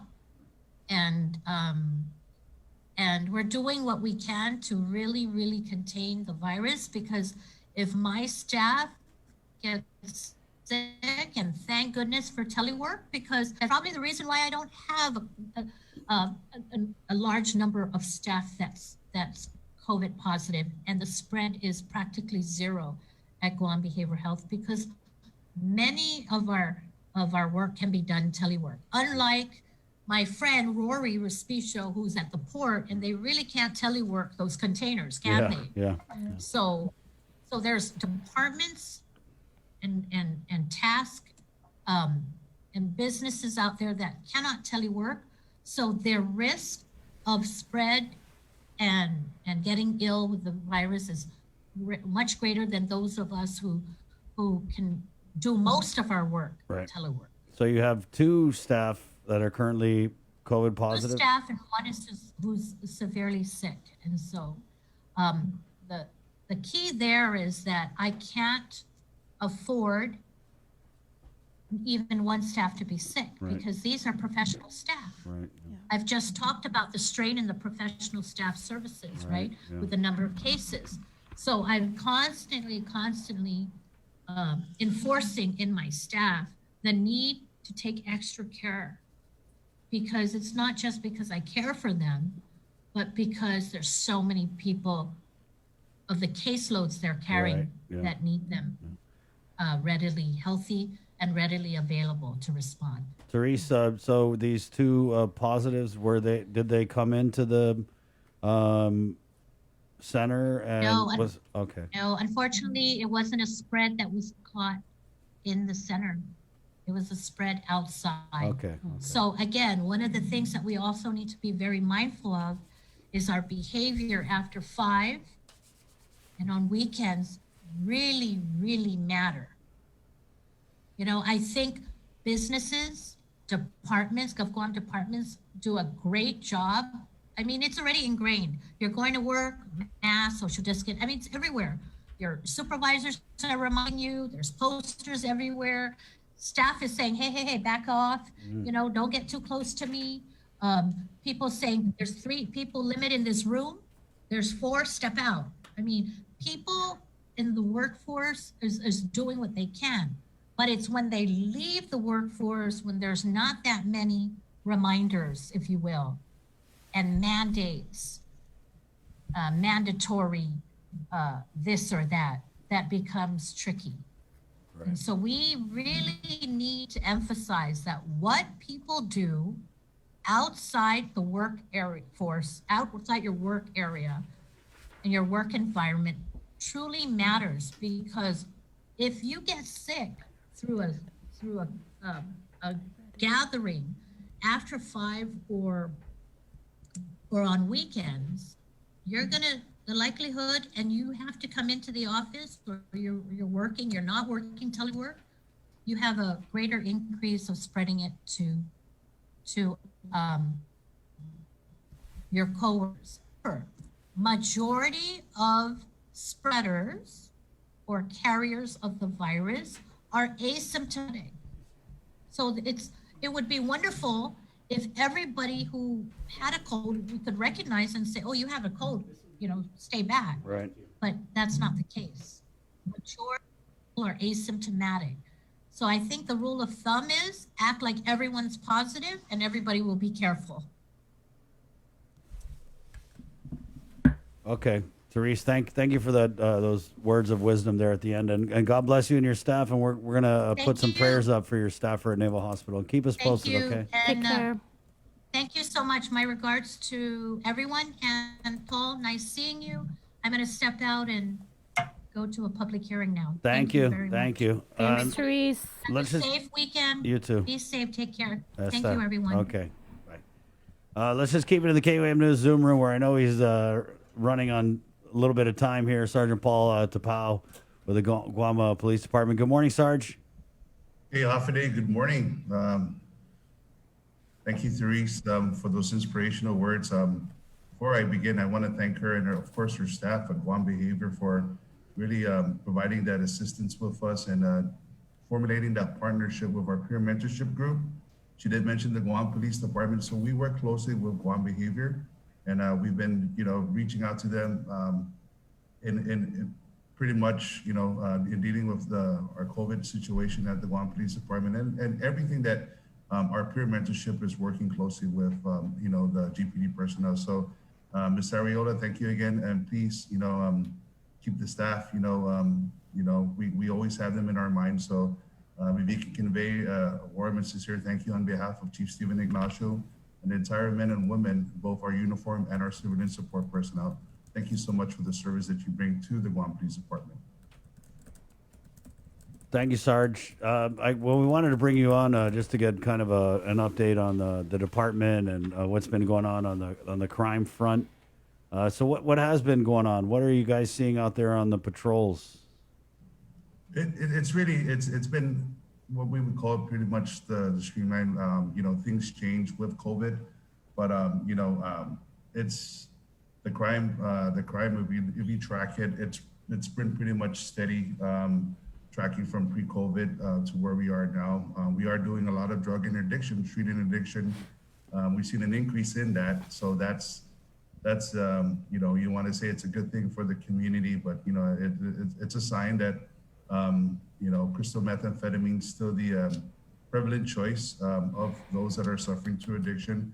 But we've seen that increase with you know, through our street interdiction with our patrol officers. So they've been actively out there, and you know, our DUI cases are actually going up with our patrol officers. So you know, we're moving into the holiday season. We did talk about Ms. Ariola did talk about the holiday season and the uptick of calls to the crisis hotline. You know, the holiday season is a big thing for the Guam Police Department. I believe we start as early as Halloween, moving into January. So, you know, our office, our traffic investigators from Highway Patrol Division will be ramping up and getting ready for that. I know we had the proclamation for the click it or ticket, you know, distraction driving, and of course our impaired operation. So we're getting into the swing of things, operational wise with the holiday season. It's still going to be the same approach with the exception of the COVID mandates that's required with each officer, and practicing social distancing, mask, and of course proper hand hygiene. Paul, do you have any information? We had spoken with Antone Uggan yesterday about the outbreak of COVID positives over at Manila, but there was one thing that he mentioned, that there was contact with an arrestee that they had transported. Do you know what he's talking about, or what he's referring to? And that arrestee had eventually tested positive for COVID. Yeah. Yes, we did. We worked closely with DOC, their intake, and of course, you know, with their arrest procedures, we handled it accordingly in accordance with our general orders and our standard operating procedures. The Guam Police Department was made aware of an arrestee that was processed by officers, you know, about that individual testing positive for COVID-19. The officers that were in immediate contact with this arrestees were placed in home quarantine. They were given the green light. They were back at work. So we were cleared by the Department of Public Health and Social Service. So each officer that was actively involved in that case were given the green light to come back to work. So that's a good thing. You know, from when we make the arrest and process them and, you know, confine them into the Department of Correction for their, whether they get magistrated within the next 24 to 48 hours. You know, DOC has a protocol and how they treat and, of course, mitigate intake and processing of new arrestees or those that are going to be detained for magistrate hearings. Okay. Have you had any more officers test positive for the virus, Sarge? No, we are still tracking 18 officers in addition to those 18 officers, and which we reported. And again, this is a collective count of when COVID, you know, when we first reported our first officer who tested positive, but we did add a civilian support employee from the Tactical Communications Command. Tracking, we do have currently 5 officers that are still in home quarantine and recovering. So you know, that's you know, they're at home, so they're recovering well, and they should be processing, of course, to get clearance from Department of Public Health should they be ready to come back to work. So as we reported, we're also seeing our officers recovering and returning back to service and back online. You said 5 home quarantine. You mean in isolation? Home isolation? Yes, okay. They are recovering. These are our active COVID employees with the Guam Police Department, which includes the one civilian support employee that is assigned to the Tactical Communications Command. So, you know, with a lot of things that were happening within that week, we had to transfer operations from the Southern Precinct. You know, we want to thank again, you know, Guam Homeland Security, the Guam Fire Department for stepping up in such short notice and providing the mobile command posts, and of course, GFD with a deep cleansing of the Southern Precinct Command. So the 2 officers that we reported from the Southern Precinct Command are still at home and actively recovering. Paul, they just wrapped up public health. They just wrapped up the public hearing on the implementation of fines and fees and penalties for violations of public health guidelines and directives and the governor's executive orders. How is GPD preparing? We'll adjust accordingly. And again, it's going to take legislation approval. These are things that need. No, I don't. Does it take legislative approval? I thought the governor is flexing her superpowers. I'm sorry? I don't think it needs legislative approval. They waived the AAA process, right? Yeah. Oh, okay. If they give us the authorization again, we'll get guidance from our agency head, Chief Steven Ignacio, and how to proceed forward. Again, we work closely with the Office of the Attorney General, and we get the clearance that these are the mandates and how we're going to move and execute, and based on the executive order. And of course, our agency head, Chief Steven Ignacio, approves the how we move forward with the executive order. Then we'll adjust accordingly and move forward with that. So again, we've been preparing for that. We've had since the first executive order with the restrictions of the roadway, and of course the closures of the park, working closely with DPHS. And just to remind the community that DPHS, since we first started, has been the regulatory enforcing agency with the issuing of violations and everything. We provide the the technical support should anything escalates. But when we were in charge of the parks, the government parks, and of course the beaches, that was actively patrolled by the Guam Police Department with assistance from the G4S, security personnel from the VSO. So they played a great role of in assisting us with that. Do you know how this is going to work? If somebody calls in, hey, there's a social gathering, there's more than 20 people. Yeah.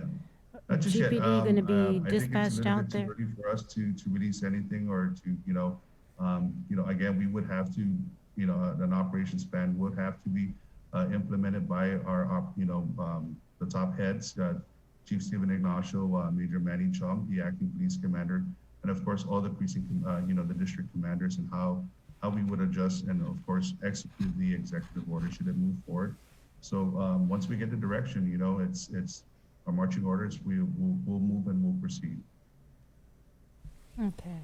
Yeah, it just would be nice for the public to know, how this is all going to pan out, since this is the direction if you look that at the we're numbers in heading. the last 3-4 days, we're touching the triple digits, Right, and yeah.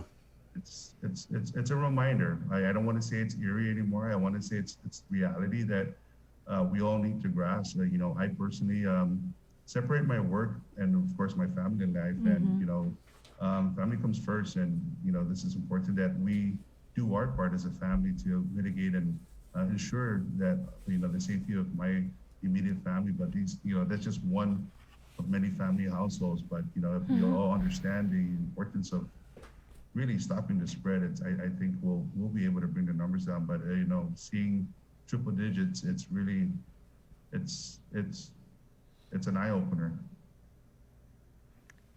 Anything new with regard to the shooting that occurred in Tamuning? Nothing new. Just pretty much what we reported during the press con with Chief Steven Ignacio.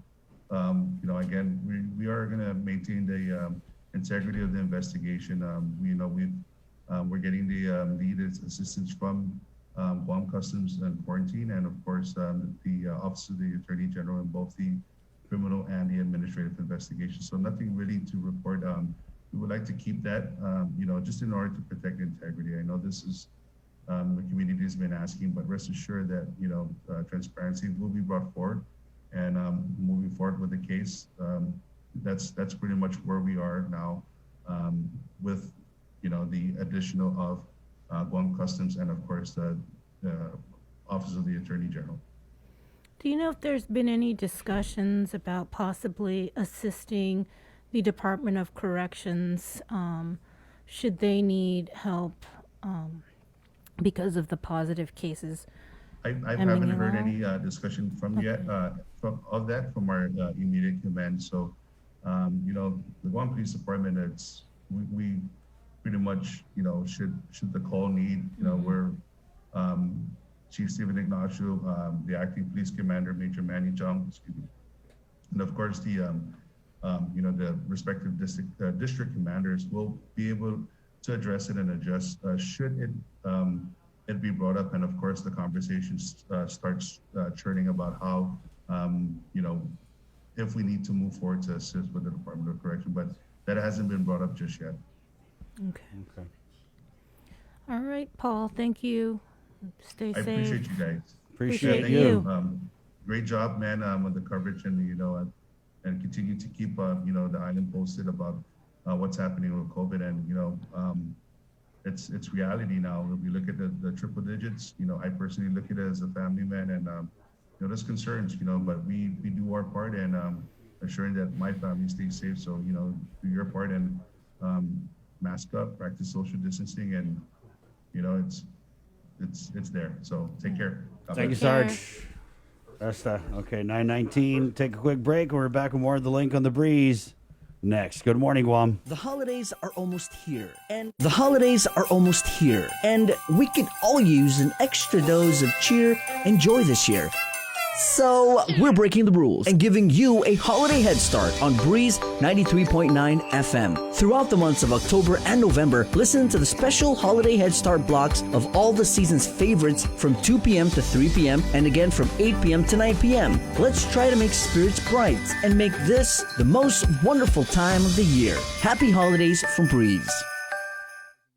Uproar Race to 21 Challenge. 2020 is 1 year we can't wait to put in the rearview mirror. So lace up, get ready, set, and run to 21 with the Guam Rona Challenge. Join the virtual challenge starting now through December 31st. Go at your own pace and select from 100, 2, or the 300-mile challenge. To register, visit runtochallenge.com. Special thanks to KUAM Communications, Trench Challenge, and Kill Cliff. This is an Uproar event. Proceeds benefit the Special Olympics Guam.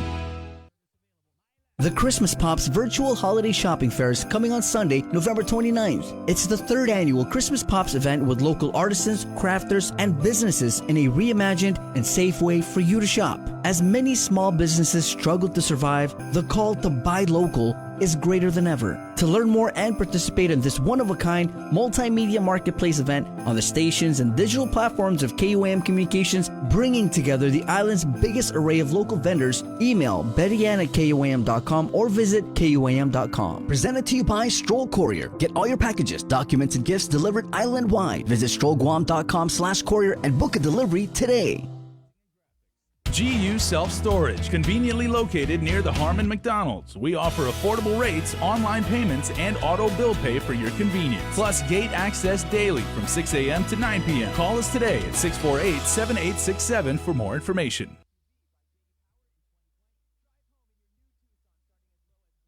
Uproar Race to 21 Challenge. 2020 is 1 year we can't wait to put in the rearview mirror. So lace up, get ready, set, and run to 21 with the Guam Rona Challenge. Join the virtual challenge starting now through December 31st. Go at your own pace and select from 100, 2, or the 300-mile challenge. To register, visit runtochallenge.com. Special thanks to KUAM Communications, Trench Challenge, and Kill Cliff. This is an Uproar event. Proceeds benefit the Special Olympics Guam.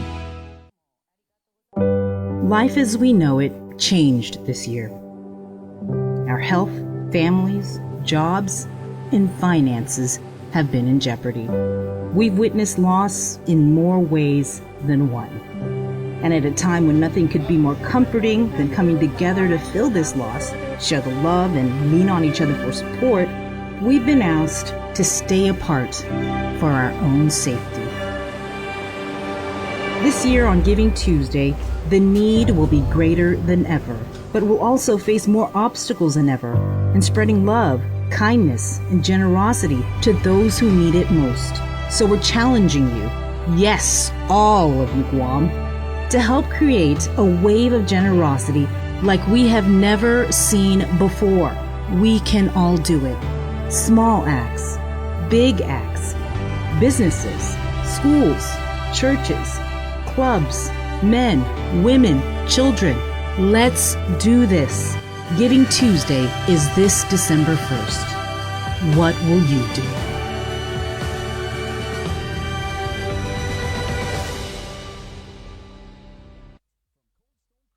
From the class of 2022.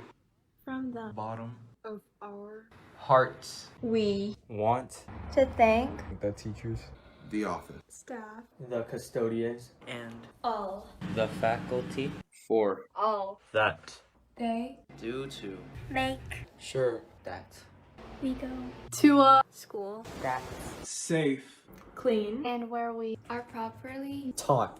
We thank you for preparing us for the outside world where we will embark on our journeys. Ready to face the world. We got your 6 at 6 a.m. with the link on Breeze 93.9 FM.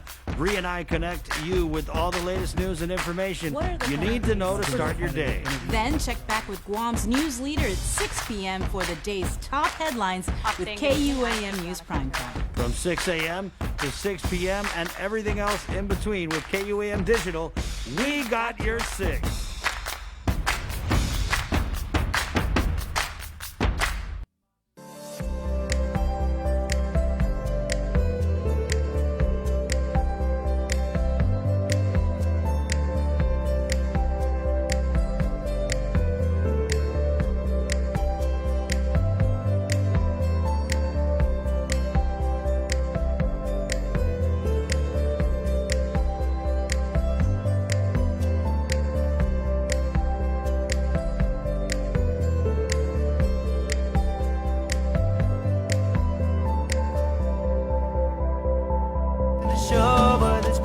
Hey, it's brought to you by Burger King. It's Cover Me, where we bring you a local artist and a local cover song.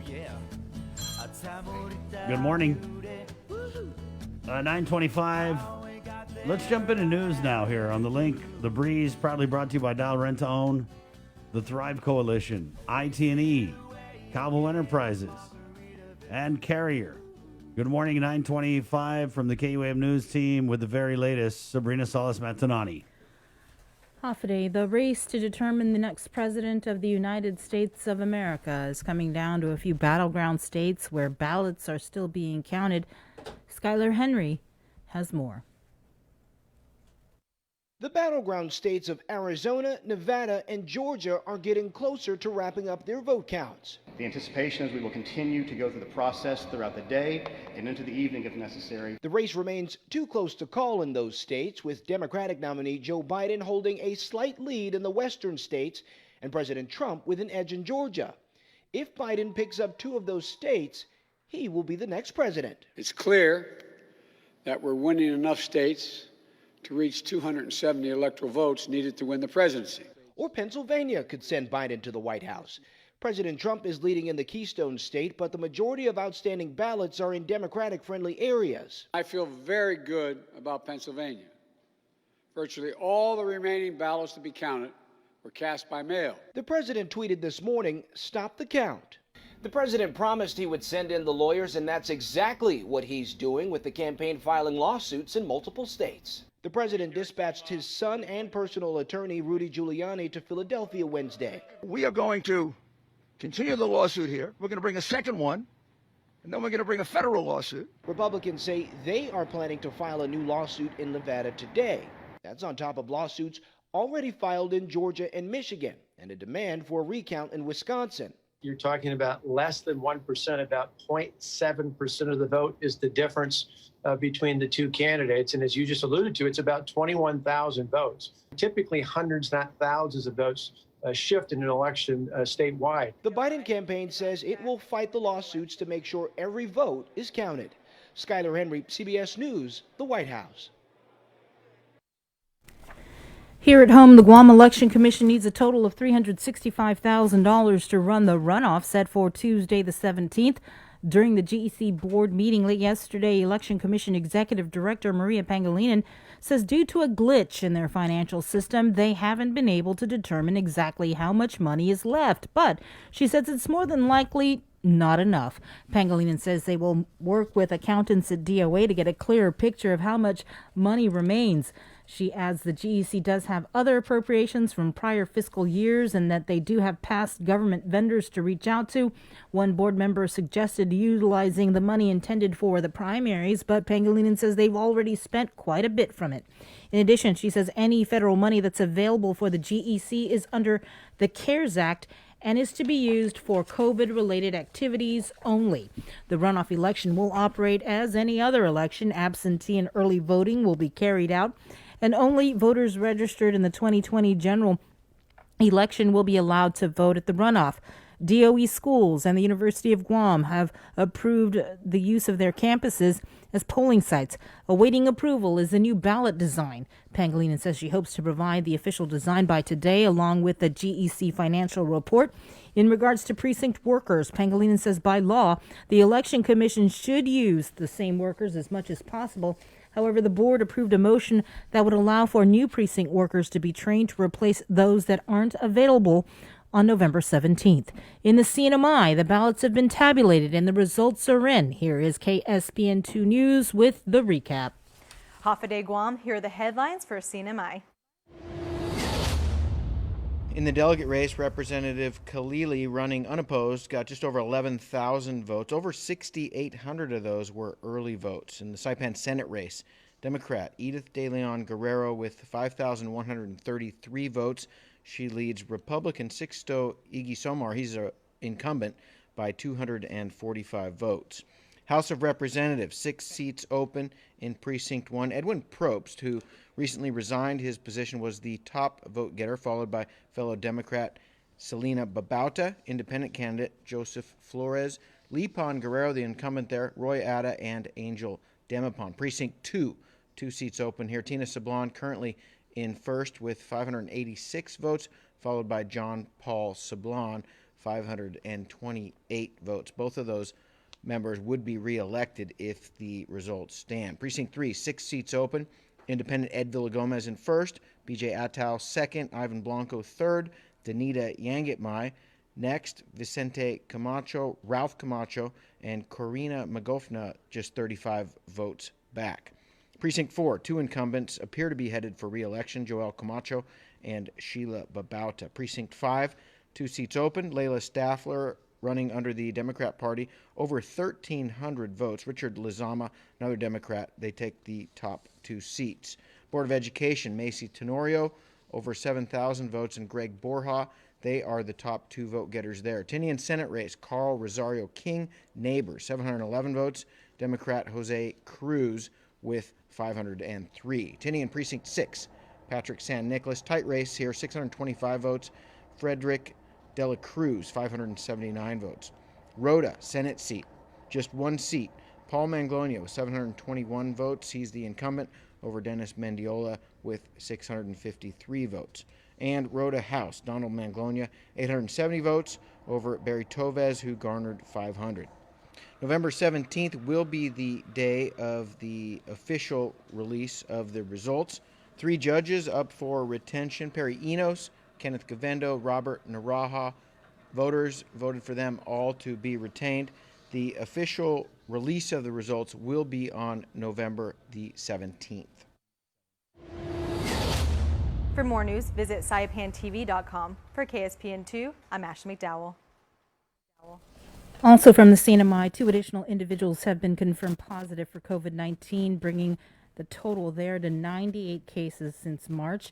The individuals were identified by travel screening and confirmed diagnosis through testing upon arrival and 5th-day testing. The individuals have been safely in quarantine and were moved to the designated isolation area for close monitoring.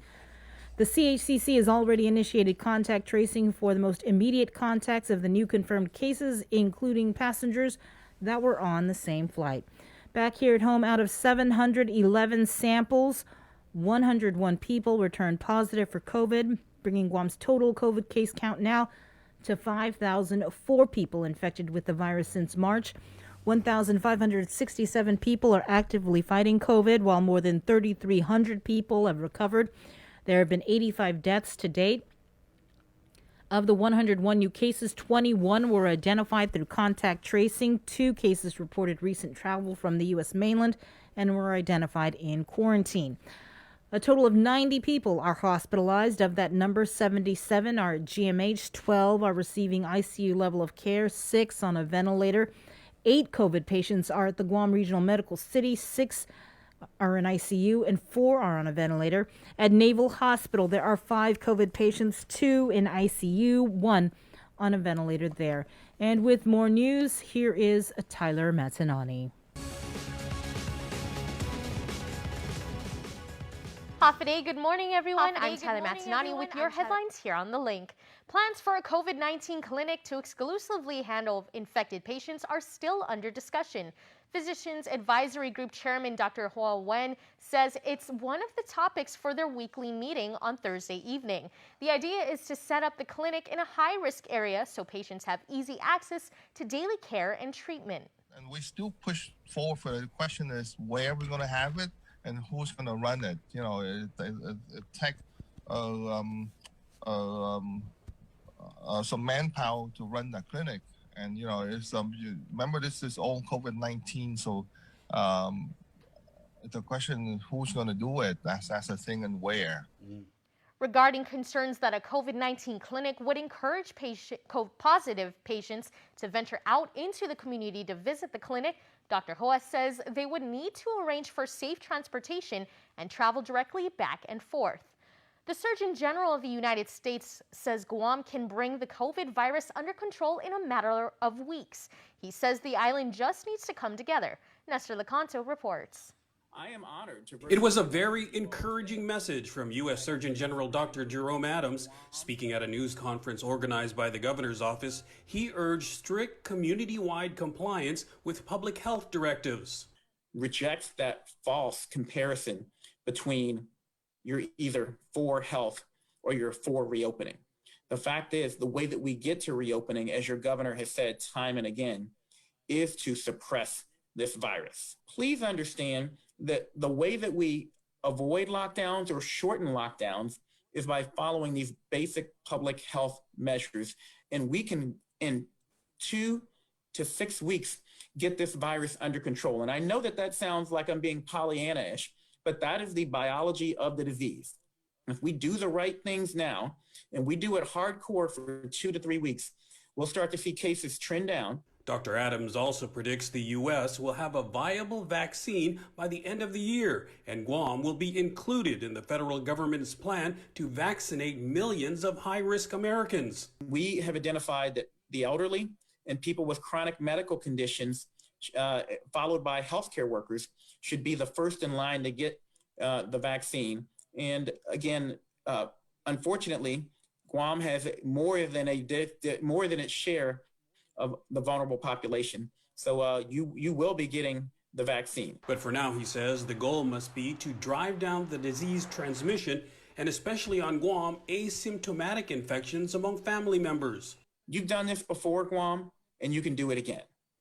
And if you all get really serious and make some sacrifices now, we know that by Christmas, you can have the virus at low enough rates to feel more comfortable celebrating the holidays. The governor says she will be putting out a call to action for strict adherence to the 3 W's: wear a mask, wash your hands, and watch your distance, plus a 4th W raised by the Surgeon General: willpower. For Guam's News Network, I'm Nestor Lecanto. It's one of the last steps in preserving the Chamorro Land Trust Program. A public hearing was held on a bill to clarify that the Chamorro Land Trust Program is a land restoration program that is not necessarily exclusive to Native Chamorros. The Justice Department had filed suit claiming that the program discriminated against a non-Chamorro man who was forced out when his Chamorro spouse leaseholder died. But attorney Mike Phillips successfully argued that it was not based on race. He helped negotiate an agreement that was signed earlier this year by the CLTC and the governor with the federal government. The reason that in 1974, the bloodline definition was used was because, number one, it covered most people, and it mirrored what was already approved in Hawaii. It's also important to note that in the 60s, when we passed our own land restoration program. The feds, I believe, did theirs in 52. That Congress had the right, not the right, they had the authority. They maintained the authority to repeal our laws. Phillips points out that because they didn't, it can then be interpreted as congressional approval. That's the news for now. We'll see you all at 6 tonight on Primetime.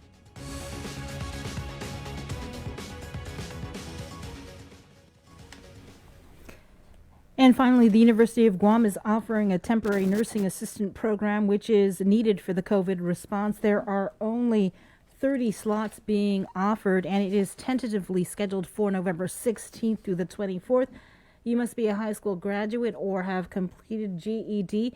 The deadline to register is November 12th by 5 p.m. For more information, call 735-2656. That's 735-2656. You can also contact Maria Snively at snivlym@triton.uog.edu. Again, you can just call 735-2656. And that's your news.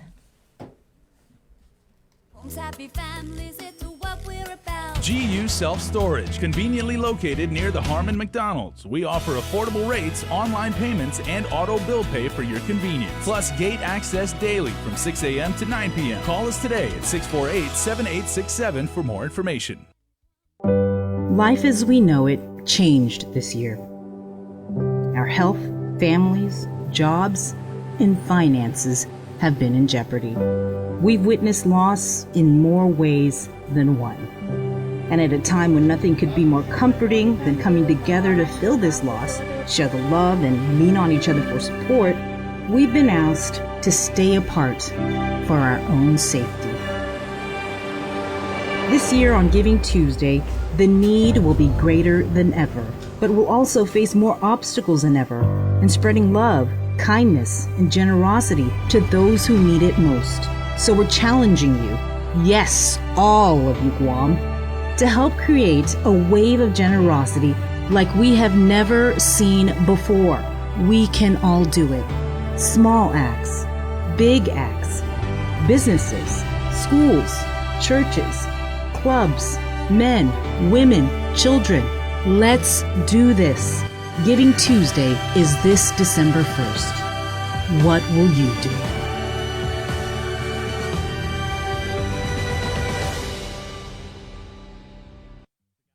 Thrive, a coalition for a drug-free Dededo, is an active partnership of community members and leaders committed to a vibrant, resilient, and empowered Dededo. It takes a village to raise healthy and drug-free youth. Thrive with us. Find us online or email thrive@westcare.com.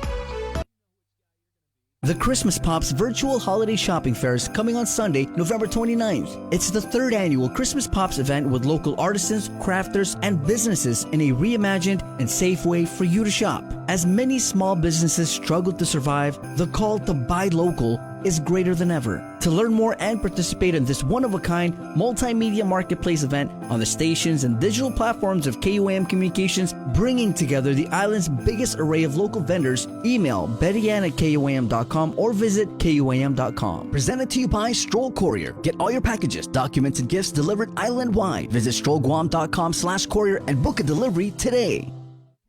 Uproar Race to 21 Challenge. 2020 is 1 year we can't wait to put in the rearview mirror. So lace up, get ready, set, and run to 21 with the Guam Rona Challenge. Join the virtual challenge starting now through December 31st. Go at your own pace and select from 100, 2, or the 300-mile challenge. To register, visit runtochallenge.com. Special thanks to KUAM Communications, Trench Challenge, and Kill Cliff. This is an Uproar event. Proceeds benefit the Special Olympics Guam. The holidays are almost here, and we could all use an extra dose of cheer and joy this year. So we're breaking the rules and giving you a holiday head start on Breeze 93.9 FM. Throughout the months of October and November, listen to the special holiday head start blocks of all the season's favorites from 2 p.m. to 3 p.m. and again from 8 p.m. to 9 p.m. Let's try to make spirits bright and make this the most wonderful time of the year. Happy holidays from Breeze. Life as we know it changed this year. Our health, families, jobs, and finances have been in jeopardy. We've witnessed loss in more ways than one. And at a time when nothing could be more comforting than coming together to fill this loss, share the love, and lean on each other for support, we've been asked to stay apart for our own safety. This year on Giving Tuesday, the need will be greater than ever, but we'll also face more obstacles than ever in spreading love, kindness, and generosity to those who need it most. So we're challenging you, yes, all of you Guam, to help create a wave of generosity like we have never seen before. We can all do it. Small acts, big acts, businesses, schools, churches, clubs, men, women, children. Let's do this. Giving Tuesday is this December 1st. What will you do?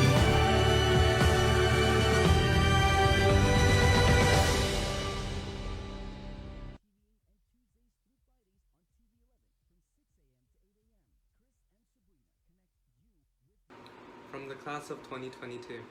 From the Bottom of our hearts. we Want to thank the teachers, the office, staff, the custodians, and all the faculty for all that they due to make sure that we go to a school that's safe, clean, and where we are properly taught. We thank you for preparing us for the outside world where we will embark on our journeys. Ready to face the world.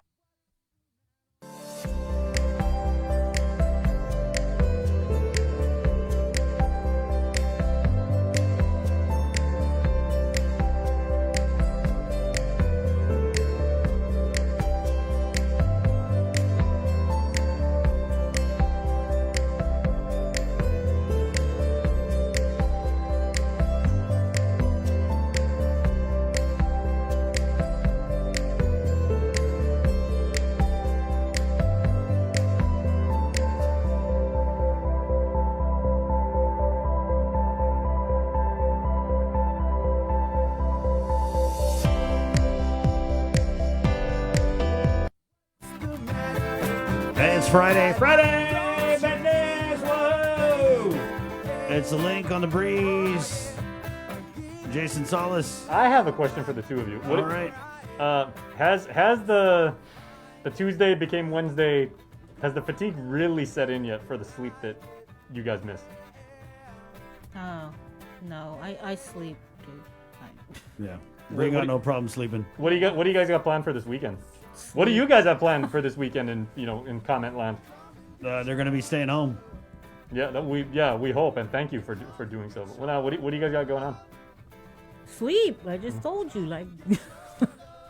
I'm going to watch some Christmas Sleep. movies. Yeah, I'm gonna watch that Netflix Christmas drop thing. I like A Christmas Story. Yeah. That's my favorite Christmas movie. Probably watch a kung fu movie, something like that. You should watch Kung Fu Hustle. What part of watched Christmas that, Story is your favorite part? Because there's so that is like the most quotable movie, and I think Yeah. that's You'll put your eye out with that thing. Was it the Red Rider's the Yeah, it's a BB gun. Yeah, the BB gun, and when it's it's also funny watching that movie and just the whole political correct police, and you watch an old movie, you're like, oh, that's racist. Oh wait, can't say that now. Yeah. It's almost like listening to an old Malfunction skit. It's like, oh, how did this fly? I remember something about that because that was the first time I'd seen in a movie where they told the kid to wash your mouth out with soap because you cursed. We talked Man, about this on our show. And we're like, I don't know about you guys, but I actually had my mouth washed out with soap. I've had to do that. My mom got very upset at me because I accidentally let. What'd you say?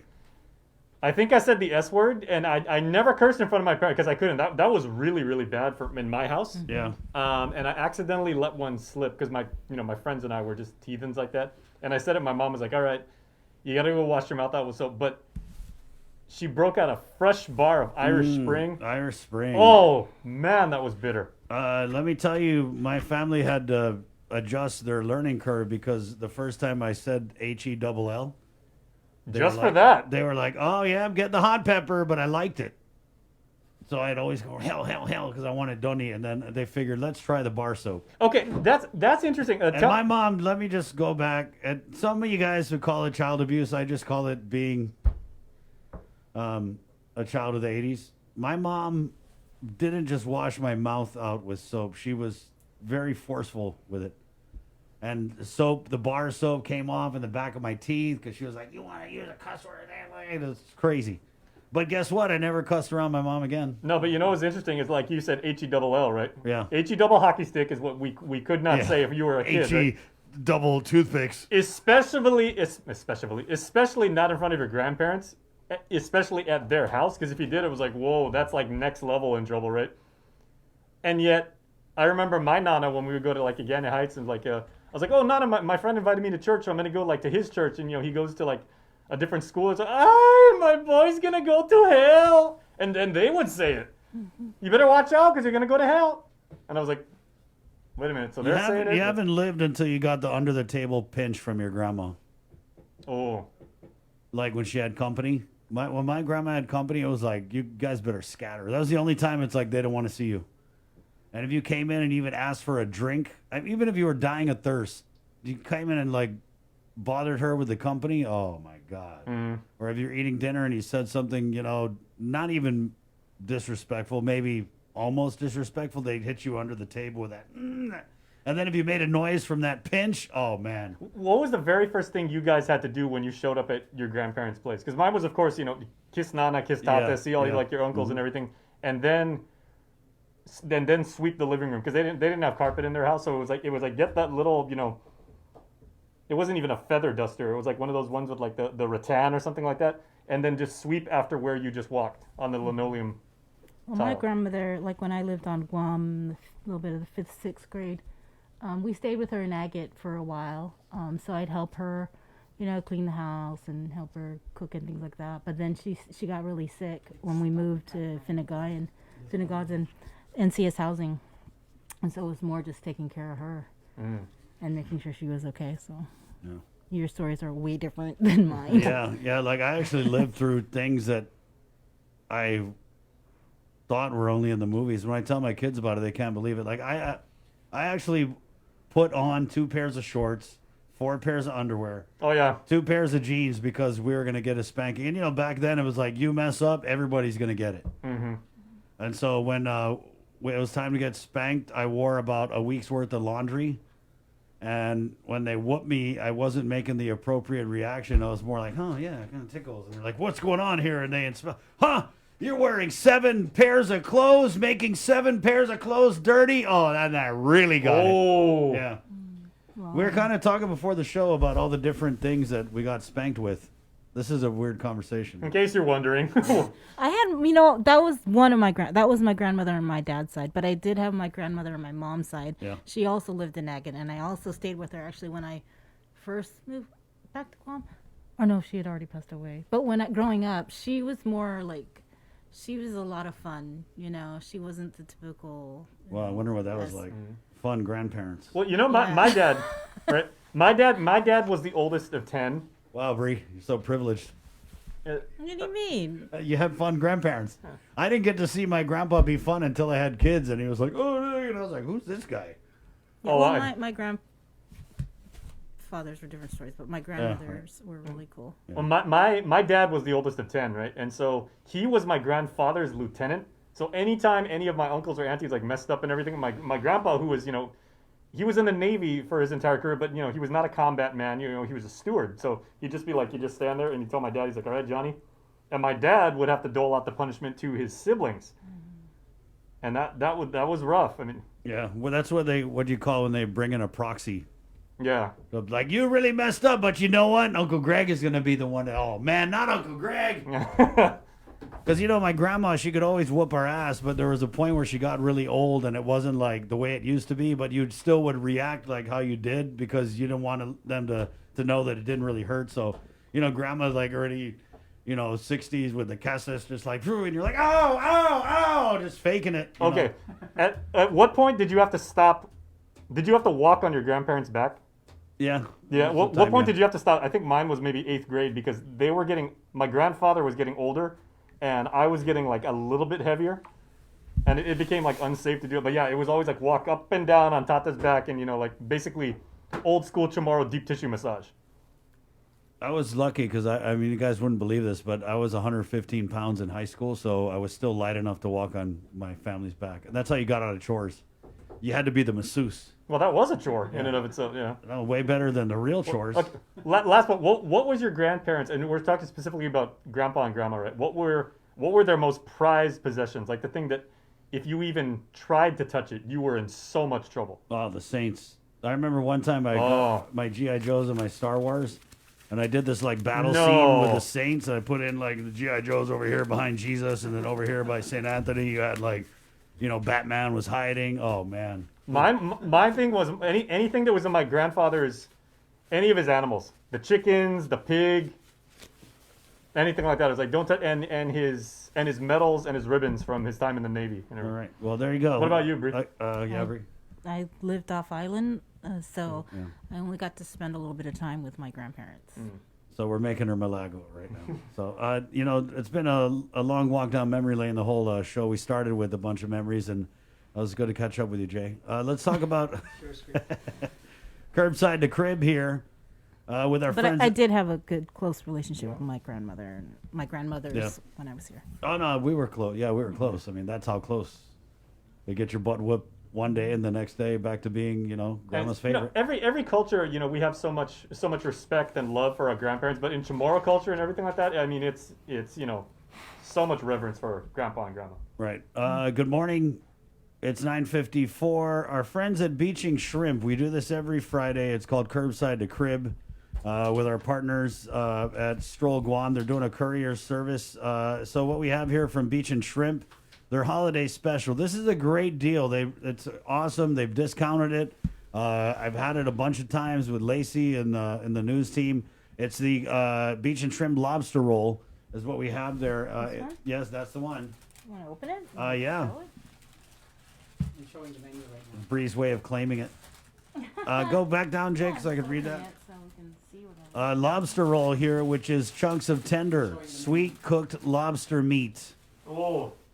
In butter and seafood seasoning and Beach and Shrimp's house-made brioche bread, served with the French fries or sweet potato fries. There you go. That's awesome. And they give you like a little butter sauce. And then we also have lobster pasta here, which is succulent lobster meat. That's my jam. Garlic, basil, crushed red pepper, cooked with linguine in a lobster stock sauce, topped with parsley and served with French bread. And this is part of their holiday special, Lobster Fest. And so the lobster roll is $11.99. The lobster pasta is $14.99. Wait, $11.99 for that? Yeah. Yeah. That's not a typo. No. It is. That's a deal. Yeah, they're across I almost feel bad. It's like, no, are you serious? $11.99? Here, well, you're treating for lunch today. Yeah, so. Jay's like, oh, I feel bad. Okay, I feel like I'm give me ripping 4. you They're across the PIC Hotel, the Flame Tree Plaza. It's 989-3224. And they're on Instagram, of course. They're open 11 in the morning till 8 at night. It's Beaching Shrimp. That's BEACHIN Shrimp. I hope you guys like the Instagram and Facebook. I hope you guys like the lobster roll between the two of you because that pasta is all mine. I wanted to say something though about Stroll Courier. Can you? Yeah, no, this is so cool. So some of the services that they're having, especially during the holiday season, is that they can deliver like Thanksgiving dinners, Christmas presents. So it's not just like if you need a ride, but they actually are going to be providing and do provide these kinds of services. Right. That's cool because Santa might have to do 14 days quarantine. Yeah. And then Stroll Courier Service is going to pick up the slack. Oh yeah, no, we got it up right there. I mean, they're doing holiday grams. What an amazing idea. Yeah. I don't believe we're talking about old school Guam. Candy grams were never a thing here, right? Candy grams were a thing in school. Yeah, big in high school. Yeah. Did you get a candy gram in high school? I never even got a Valentine in high school, so. Me too. Don't feel bad, bro. Yeah. Gifts, holiday grams with the upcoming holidays coming up. We went to a dark place there. With the upcoming holidays coming up, we all make our holiday rounds, dropping gifts, holiday grams. With COVID making it extremely hard to see the ones we love and care about this holiday season, Stroll Courier Service wants to assist you in delivering your Christmas presents, Thanksgiving dinners, and candy grams. Let's not make COVID be the reason we don't get to show our loved ones the holiday spirit. Visit their website, give us a call, or WhatsApp them to book a courier delivery. That is tremendous. Right. It is. It's so awesome. We need to get DC on here. We do, yeah. And then maybe you slip the driver an extra $5 and they'll do a little like song. Hey, shout out to Derek Calvin. Speaking of Agana Heights and everything like that, man, good guy. We're gonna get him on next week. This is such a DC idea too. I mean, he's so creative. You give them a call, 647-8765, or you can even WhatsApp them at 682-9902. They're also at courier@strollguam.com. Thank you again for partnering up with us for Curbside to Crib right here on the link. Well, good job today, Sabrina. Good job today, Chris. All right, Jason, good job. What a week it has been. Good job, Joe Star. Is that how it sound? You know what? Good job, Guam. That's more like it. Good job, Guam, getting out to the polls. Good job, Guam. Everybody thinks I sound like this. But Chris is annoying. Wow. You're going to a dark place. I am. I'm always there. At least you didn't say H-E-double-L. Right. 9:59. Thank you, Joe, sir. Jason, of course, Master Control. We got your 6 with our KUM News Primetime show. Hold on. Go ahead. Go ahead. I don't know. Say something while I look for this thing here. Have a safe weekend, everybody. Please practice the 4 W's. That's right. 4. They're now 4 Wash W's. your hands, wear your mask, watch your distance, and willpower. Right. Do not give in to temptation. So easy to just say this would be the easy thing to do, or everybody else is doing it. Let's work together. 5. Work together. Work. Oh, nice. That's 5. That's We're what gonna be we coming should do. up. High five. And Five. Rihanna's High song five. is going to make a comeback now because everybody's going to be playing Well, Work. actually, not high five, but. Oh, no. Air high five. Yeah. Yeah. Okay, so be safe, guys. It's 10 a.m. We're KUAM FM in Agani, Guam. This has been The Link on The Breeze 93.9. Proudly brought to you by Dial Rent to Own, Calvo Enterprises, IT&E, the Thrive Coalition, Burger King, and Carrier. Thank you, guys. My name's Chris. I'm Sabrina. And we're going to leave you with the new one from... You okay? I was going to burp. I thought you were getting What is up with all these dark plays things? You sounded like you were burp. crying over I'm there. Sabrina. Oh, you want I'm to Sabrina. You want to do imitations? No, she probably said, she's like, I'm so sad the show's ending. I want to do another 10 hours like Tuesday. It's like, you're on your own there. Hey, I'm leaving you guys with this one. It's a new one from the kids from Chook. It's called Leaving. How appropriate. All right, be safe, Guam. Practice all the W's you can this weekend. Until Monday, my name's Chris. I'm Sabrina. Esta. Adios. Bye.